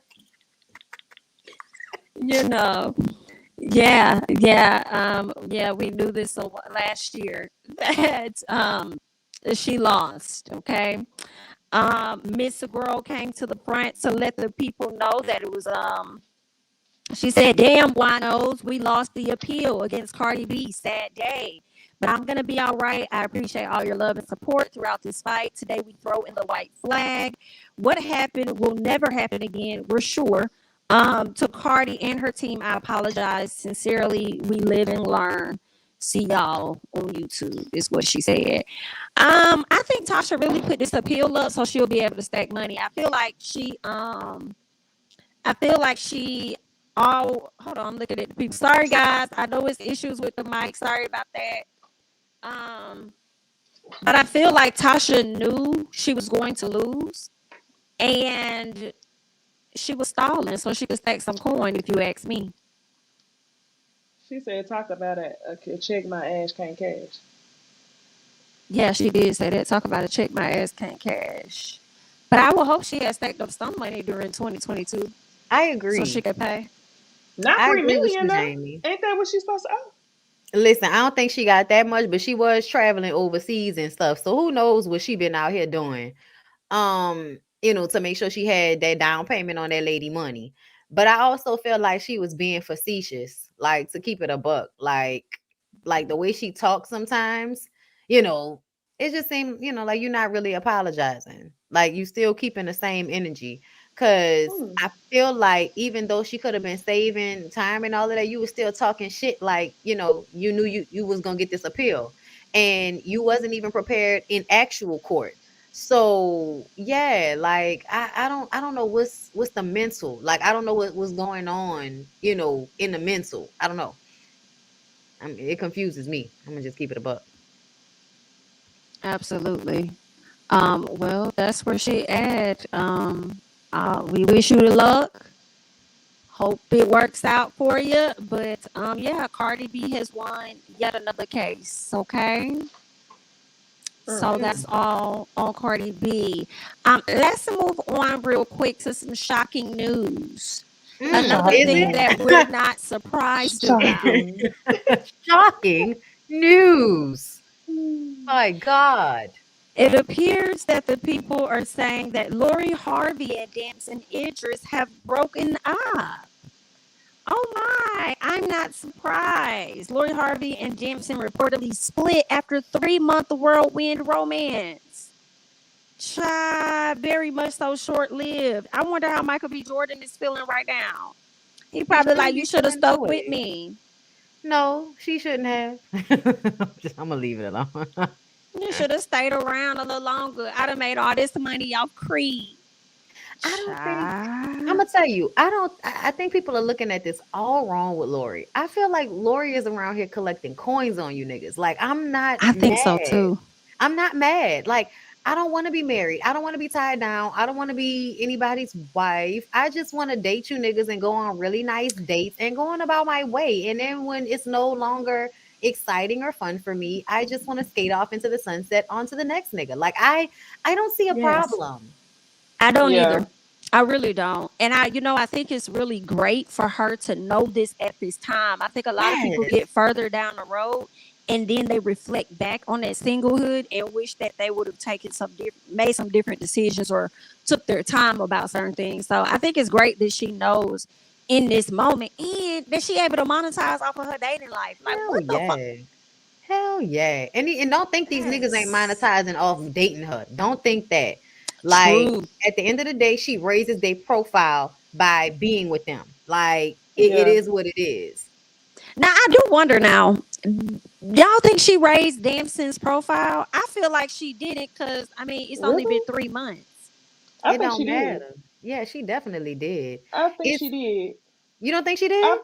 no. No, I she think thinks she she did. did Oh, okay. I thought because people knew him from Snowfall, but I don't feel like it I feel wasn't like social more media. people. Yeah, it wasn't social media. Like there was a small base of women who were like, "Oh my gosh, Dancing is so cute." But then as soon as Lori Harvey started dating him, it was like all of a sudden everybody loved Nancy. Are we gonna act like it wasn't the same thing with y'all fave? Like, Who Michael B. Jordan? yeah. Yeah, it was because I didn't think I really was. I thought Michael B. Jordan was cute, but once he started dating Lori, I was like, what the fuck? Like, Let me look why? at him a little closer. Like that's my. For sure. Oh, and Okay. then on top of that, that sex scene that he had, because he was Khalid in Swarm. Swarm. Mm-hmm. And that It was sex scene trash. with him and Chloe, girl. It was just Yeah. Chloe that was giving. It wasn't even No, him. it was, I mean, I liked how his abs look, but no, it was her booty meat. Her booty meat was like the whole thing. It was all her booty meat on the side. No, I think Right. he looked like he knew what he was doing, especially the Yeah. way that he was gazing at Dre. Yes. Yes. Mm. It was giving, Dre was having second thoughts about whether she wanted to stay les or what the hell. I Dre was looked like, like she wanted to come back there too.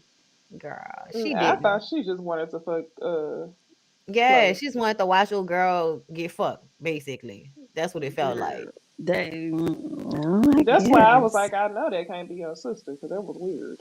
That was so. I started to notice that when she was just all up on her in the bed and stuff, like just so Mm-hmm. close. I'm like, do she got a crush on this woman? Like, what's going on? It's definitely giving crush. Okay. Well, let's move Man, on. Snowfall And about to end too. Rest in peace, Mm. Unc. it I saw that. is. Jerry curled down. I haven't watched that episode yet, We but watched it this morning. yeah, Neighborhood Talk spoiled it for me, but it's all good. I'm gonna check it out. Let's talk about somebody else that wanted to join in on something, Hold girl. up. Wait, And hold up, hold that, up, hold up. Hold up. I'm sorry. I'm sorry, y'all. I saw a comment and I have to comment on this. let's go back. Saintly Iconic Soul said, my only worry for her is when she wants to settle down, she might be able to. I feel like you meant she might not be able to. So you really think that there's some dude somewhere that won't wife her because she dated a whole bunch of other celebrities? Y'all really think that? Do y'all know like how many of these women date a whole bunch of celebrities and they still end up getting married to somebody? Like, I'm just saying, y'all, Evelyn Lozada, okay? Like, there are so many people that aren't merely like nearly as beautiful or impressive that have been able to accomplish the same thing. You know what I'm saying? So I'm like, why would y'all think that? But go ahead, bro. Mm. I just had to comment on that because I'm like, where y'all think we live at? They definitely wife the girls these days. It's not how it was when your mama and them was growing up no more. It's not. Mm. Oh my. Oh, she's talking about. Oh, okay. No, okay. I thought she was talking about You Chloe, heard of but she's Portia, talking right? about something else. That's Who a said that's a good one. Portia? Somebody, hold on, where it was. Gwen Stark said, you heard of Portia, right? Because Oh that's a good wow. example, girl. Portia Oh, told y'all Lord. on the Breakfast Club, if a man wants you, don't none of that other stuff matter. Okay. Right, you can take the Mm, trash, she said. she would know. Because I see a lot of married hoes. I'm just saying. Listen, me too. Like, I don't know. Like, everybody act like, but I know a whole bunch of married hoes, but I'm gonna leave it alone. I'm gonna leave it alone. Mm. Well, let's move on. Yes, yes. Iyanla. Iyanla Vanzant. The Van She's Zant. come to the front. I believe she went over to the Breakfast Club and she said that she's open to polygamy if the other woman is much younger. Ain't Yes. that some? She surprised me. She says that she's old. She could do polygamy now. She says she would just want the young lady to be younger so he don't have to be bothering her all the time. Uh-huh. She said that she's about to be 70. Okay. So now she could do polygamy. She said now back then when she was like 30, 40 or something like that, she couldn't do it. She didn't see it. But now she's open to it because she don't want to do all that work. And as surprised as I was to hear that come out of Iyanla's mouth, I'm not. I'm Right. not because she's much older and she doesn't have a significant other, from my understanding. A lot of people don't want to, live the rest of their life alone and stuff. So it's kind of like, hey, if I can have you and do you want to bring her on in here, that's fine. I have my company. You go on over there and do what you do. Woot, woot, woot, woot. So I don't know. I feel like that younger person gonna end up being the maid for her and her man though, Girl. whoever he is. Well, first of all, like I listened to the whole interview. It was really good. But one of the things she said was her previous partner who had just passed, they didn't live in the same house anyway. So she I'm glad you already said was, that. yeah, she was already in a committed relationship with somebody and they were not living in the same house. And she talked about how she likes her own space. So that's why she wouldn't have a problem with them having. But I mean, honestly, anybody that talks to these older women, I don't know if y'all like really talk to older women, but older women say this type of shit all the time. And it's because they've given everything in relationships when they were younger. So by the time they get older, they That do is not facts. they do not want to do all of that. They might want to have a little man that they go out with and they have a nice time, And but you go your way and I go mine. yes, they It don't feel reminded like me being of Dr. bothered. Pepper from Married at First Sight. I wasn't shocked that Iyanla said this because Dr. Pepper admitted like 3 seasons ago that her and her husband lived separately. Like I feel like older Mhm. women want their space eventually. Mm, Yes, ain't that because yeah, some I mean, girl? if y'all pay attention, like men, men require a lot from women, and as they get older, they have less energy to do all of that. You know what I'm saying? Especially these Hmm. older women, like women in their 70s, child, they probably, had that era of, oh, I gotta wait on you and I gotta make sure I do everything for you and all of that. And after a while, child, you be like, wash your own damn clothes, okay? Hilarious. Okay. Well, good luck, Iyanla. I hope you find that young lady. You know, I wonder if Lori would be okay with that. Who? Lori. Hmm. Lori Harvey. Girl, I don't know what's You going mean on. like with Iyanla? Or like would Lori be okay with the same setup? Both. Oh my gosh, I can't. It should be all right. Like, Somebody said very I feel Karen Johnson. like you keep him occupied, and I'm gonna go over there tomorrow. I just But I'm imagine just talking. Iyanla holding somebody's head to her bosom whenever they be getting into it with a man. Because if it's a younger woman, like I don't know how she couldn't be a matron figure in the house. Whew. Well, let me scoot over y'all because we gotta wrap this up. Um, that's it on Iyanla. I think Yes. it Yeah. is. Okay, let's get to this drama real quick. Okay, Tamar Braxton finally came to the front and she let us know that Candy and Todd was the ones that was trying to fight her. Okay, let me see if I can pull it up real quick, play that audio for y'all, let y'all know what this lady had said about Miss Candy and her husband Todd, which I actually am having a hard time believing because I just don't see Todd being that type of man to do that. But that's just what Tamar said. So let's get to it. all started from a YouTube that Candy put out about whatever the issues they had with Carlos King. And I was asked about it. Now, I'm gonna be honest, like I'm not like these other reality people. Like I'm a real bona fide 5-time Emmy nominated journalist. Difference. So for me, I am not comfortable publicly saying or calling someone else a liar without knowing the legitimate facts. That's where I'm standing with that. I wasn't on no, you're not my friend. I don't want to side with you. It wasn't nothing to being messy, but my responsibility for my job and my integrity just lied in that. Or else I just would have said, oh, she lied. Really what I did say is I wanted to hear both sides of the story, something in the milk ain't clean, just trying to deflect from just outright calling somebody a liar. Because number one, I don't know. Number two, I don't care. Number three, has nothing to do with me. Okay? Well, then why did you speak on it? Cool. That happened. I put up a clip promoting the show from my point of view in my story, not addressing anybody, not taking sides on nothing, because I really don't care. It really doesn't have anything else to do with me. Okay? So weeks go by, 4 or 5 weeks go by, and we all have a concert together. And I'm leaving my dressing room to go to my dancer's dressing room to bring them their new clothes. And I see Candy in the hallway. And I'm like, hey, boo. And I give her a hug, whatever. And she just look at me and she's like, I ain't fucking with you. And I'm like, what? I'm thinking she's kidding.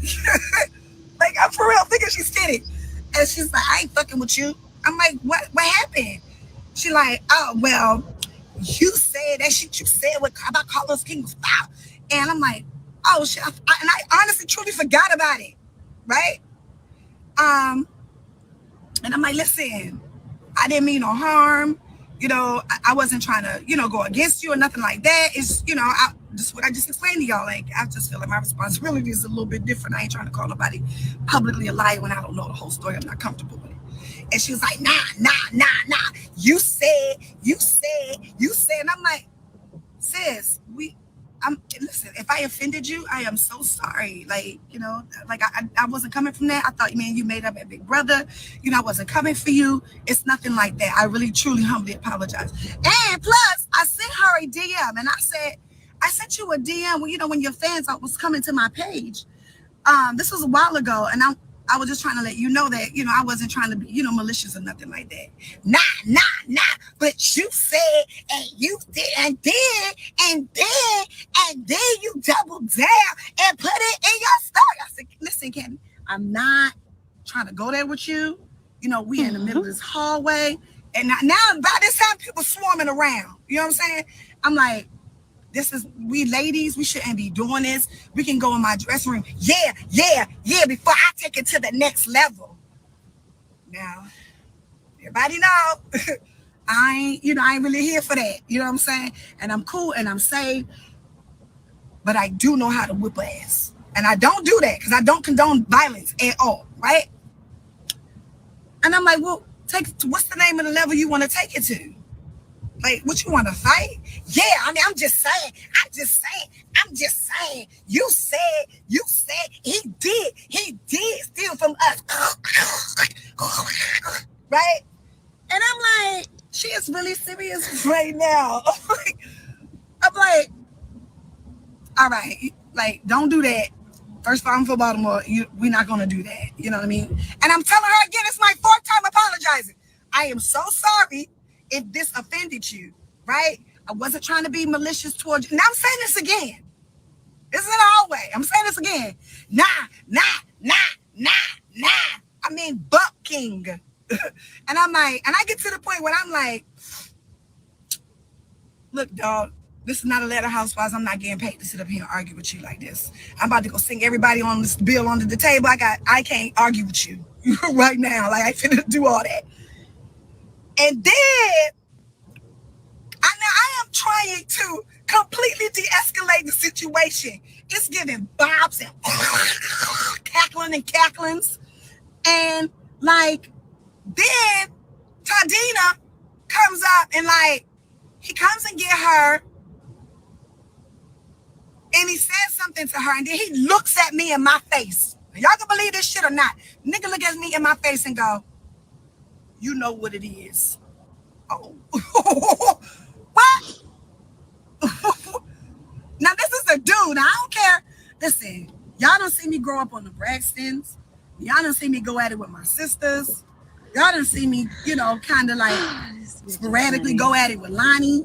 You know what I'm saying?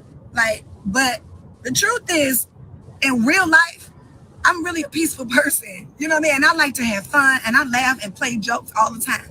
And so the thing is with me is that me and Candy, or me and another female, can argue all day long. But when it comes to dudes in another woman's face to physically threaten them and harm them, that's when the line is drawn. That's when it's like, oh, it's not about her perception on TV. It's not about, what we have known her to be on her reality life years ago. Because remember, I ain't been on reality TV for a long time. You know what I'm saying? Like, that's okay. I get it. But it's no reason for a man to ever step to a woman. Period. And the fact is, that is what happened. And the other fact is, I wasn't trying to bring nothing up, but, now that I'm on, Peacock and Bravo, I went to Andy's show, he's a good friend of mine. We cool. You know what I mean? He asked me about it because one of the fans asked me about it. And I wasn't trying to bring it up, and I wasn't trying to bring no drama my way because I am not on that. So it's like, I answered the question, I tried to deflect from it, and here we are. But what I'm not going to stand for is people saying, what did I do for a man to ever step to me? All right. Thank you so much for the super chat, Storm Disciple. Love Tamar's voice, but she is aggy as fuck and overhypes things. Do I believe her and Candy got into it? Absolutely, but not to the level Tamar is saying. Her behavior makes me can't stand her. Sorry. Thank you for the super chat. I do want to play what Candy said in response to this real quick before we go any further. So let me put that back up on the screen real quick. Give me 1 second.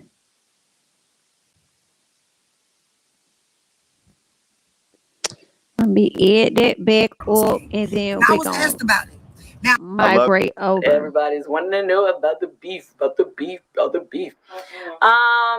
only thing I'll say right now is, simply that's not true. My husband never said nothing to her. He did not threaten her or none of that. So that's why I was like, I don't even want to address that on Amazon Live.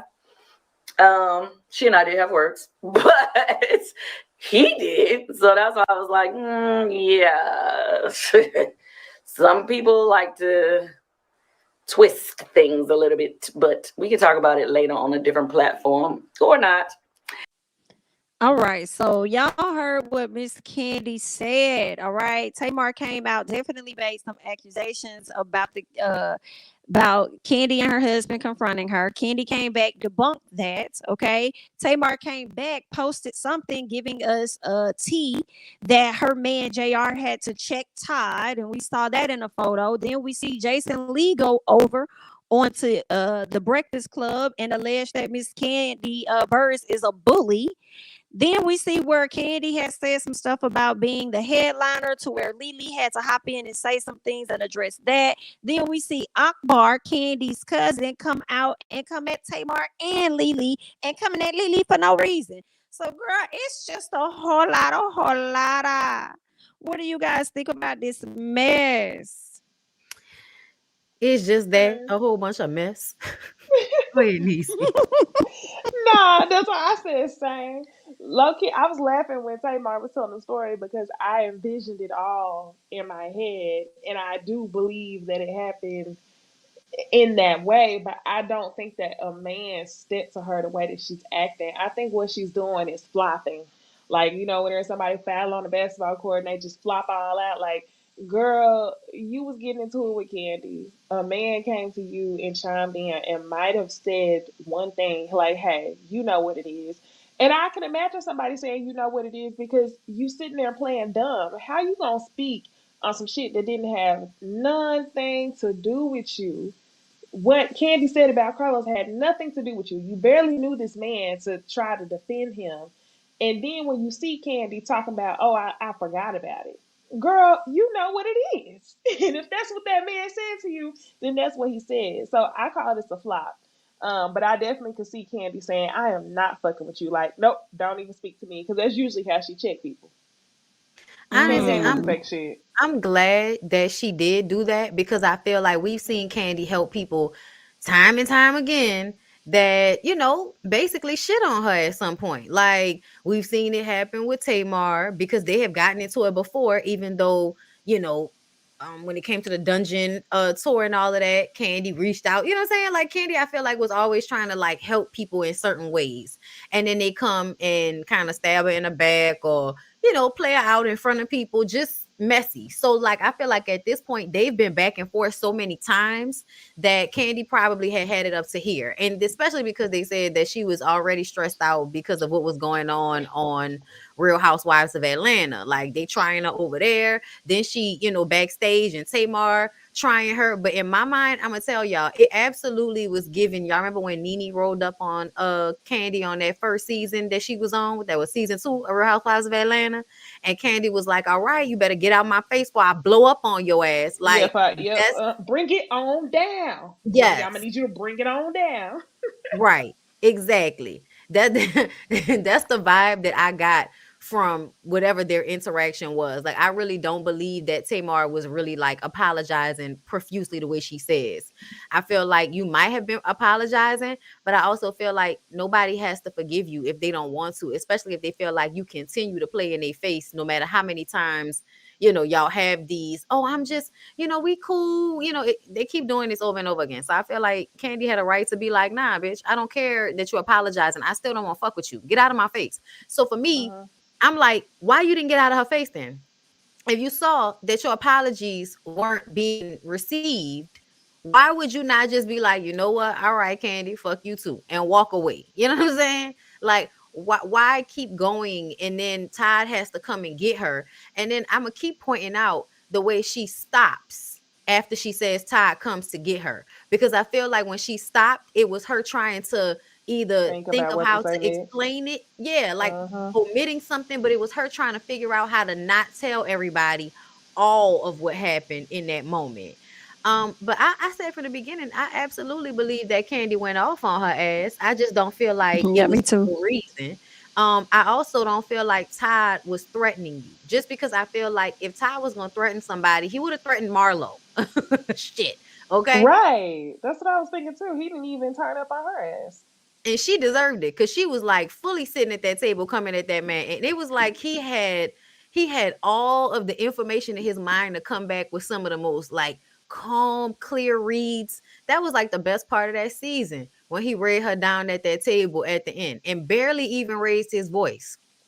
I think he did the same thing to Phaedra. Oh, and then Phaedra owe some money to him or something like that. I don't think he really went off on Phaedra. I feel like I don't know. Todd kind of makes me think the donkey booty tag. I don't know if it was that or not. I don't know. He had to go to her. I think so. I think you're right because he had to go to her office or something. She owed him money.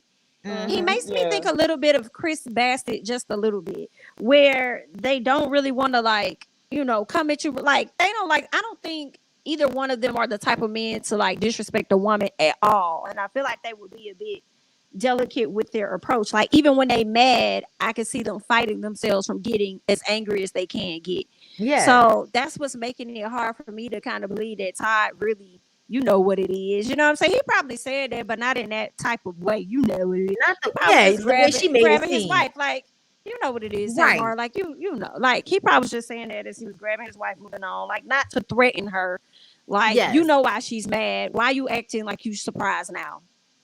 Right. Like we're playing down. Oh no, we believe he said it. We just don't believe it happened the way Tamar is saying it happened. That's the thing. And I feel like people that's what I'm saying. Confused. Like, no, it's not like we're saying the whole thing didn't happen. Nobody's saying she's lying about the confrontation happening.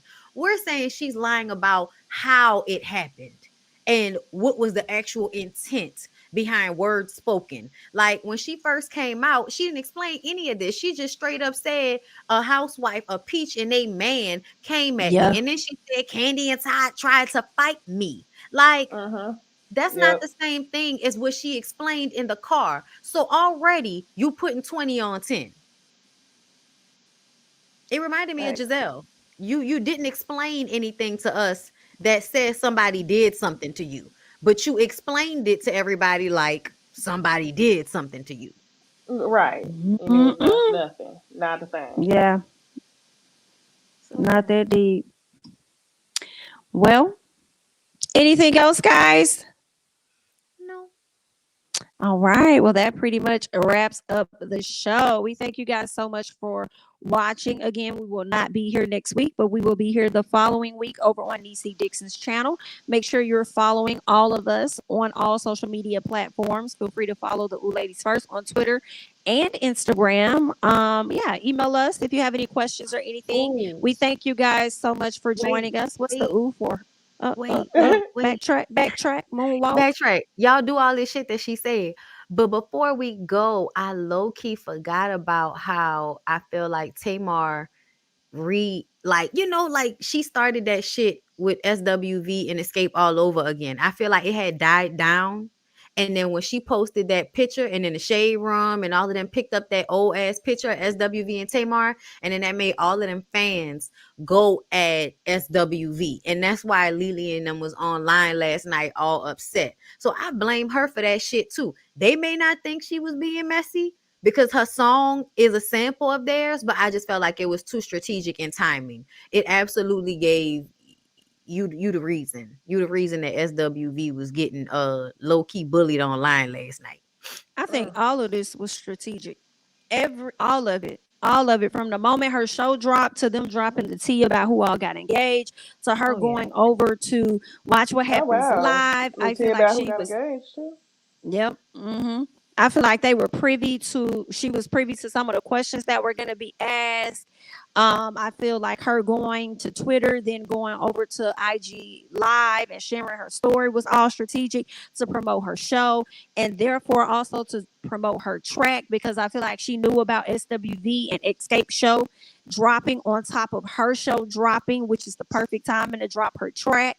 And then the whole drama and beef with Candy only made it better because she sampled a song by them that was going to come out. So what better way to add more sauce on it? So I just feel like all of this shit was kind of like strategic. And another thing, Andy Cohen is not claiming y'all. Why the fuck do y'all keep hopping on public spaces and claiming Andy Cohen as a friend, and y'all are connected through the network? That's why by the same. Oh wow! Like why did Tamar say we're friends? Because she a y'all clout not chaser. friends. Because she a clout chaser. That's why. As talented as she is, she's still a fucking clout chaser. Because that's exactly what that felt like. Like, oh, you friends? I'm really good friends with him. You know, like people that act like they're closer with somebody than they really are so that they can feel important. That's what it's giving. That's giving Giselle, oh, I can have your kid for you if you want me to. Y'all are not friends. It's yes, work. It is. Why is she giving so much Giselle, y'all? Ooh. That's funny. It is giving pick me. Yikes. I mean, when you look at that relationship she had with that ex, I mean, I'm gonna leave it alone. Oh, and another thing. So the JR situation. So the picture that she posted with JR checking Todd, and then JR posted a response saying that he had a conversation with Todd and Todd was apologetic. Then I believe that post got erased or whatever. And then she was like, at least my man is a lawyer and got his own money. And that was the next day. I was like, so she gonna keep going at Todd. I was like, ooh, Lord. You ain't even been with that Caucasian man that long for you to be using him to, And what's lawyer money if you got to split it 5 ways between all the kids? Because you do have 5 children by 4 different baby mamas, and one of them was online saying that Tamar full of shit, talking about, my kids is her kids and all of that. Girl, you ain't got no kids with him. Child, listen. But yeah, I'm sorry. I forgot about that part. And I had to bring that up. And that picture was mad strategic as well. The picture that she took of JR with his arm on Ty's arm. Because honestly, that looked like anytime it's noisy and somebody trying to, dap somebody off, You know what I'm saying? You see two dudes like, hey, what's up, dude? Let me holler at you right quick. You know, you've seen that before. So I feel like when she took that picture like that, you know, that was also very strategic of her. I see what you're doing. Say Mo, I see what you're doing. Huh. Give her a show, Mona. Anything else on the Tamar Candy drama of it all?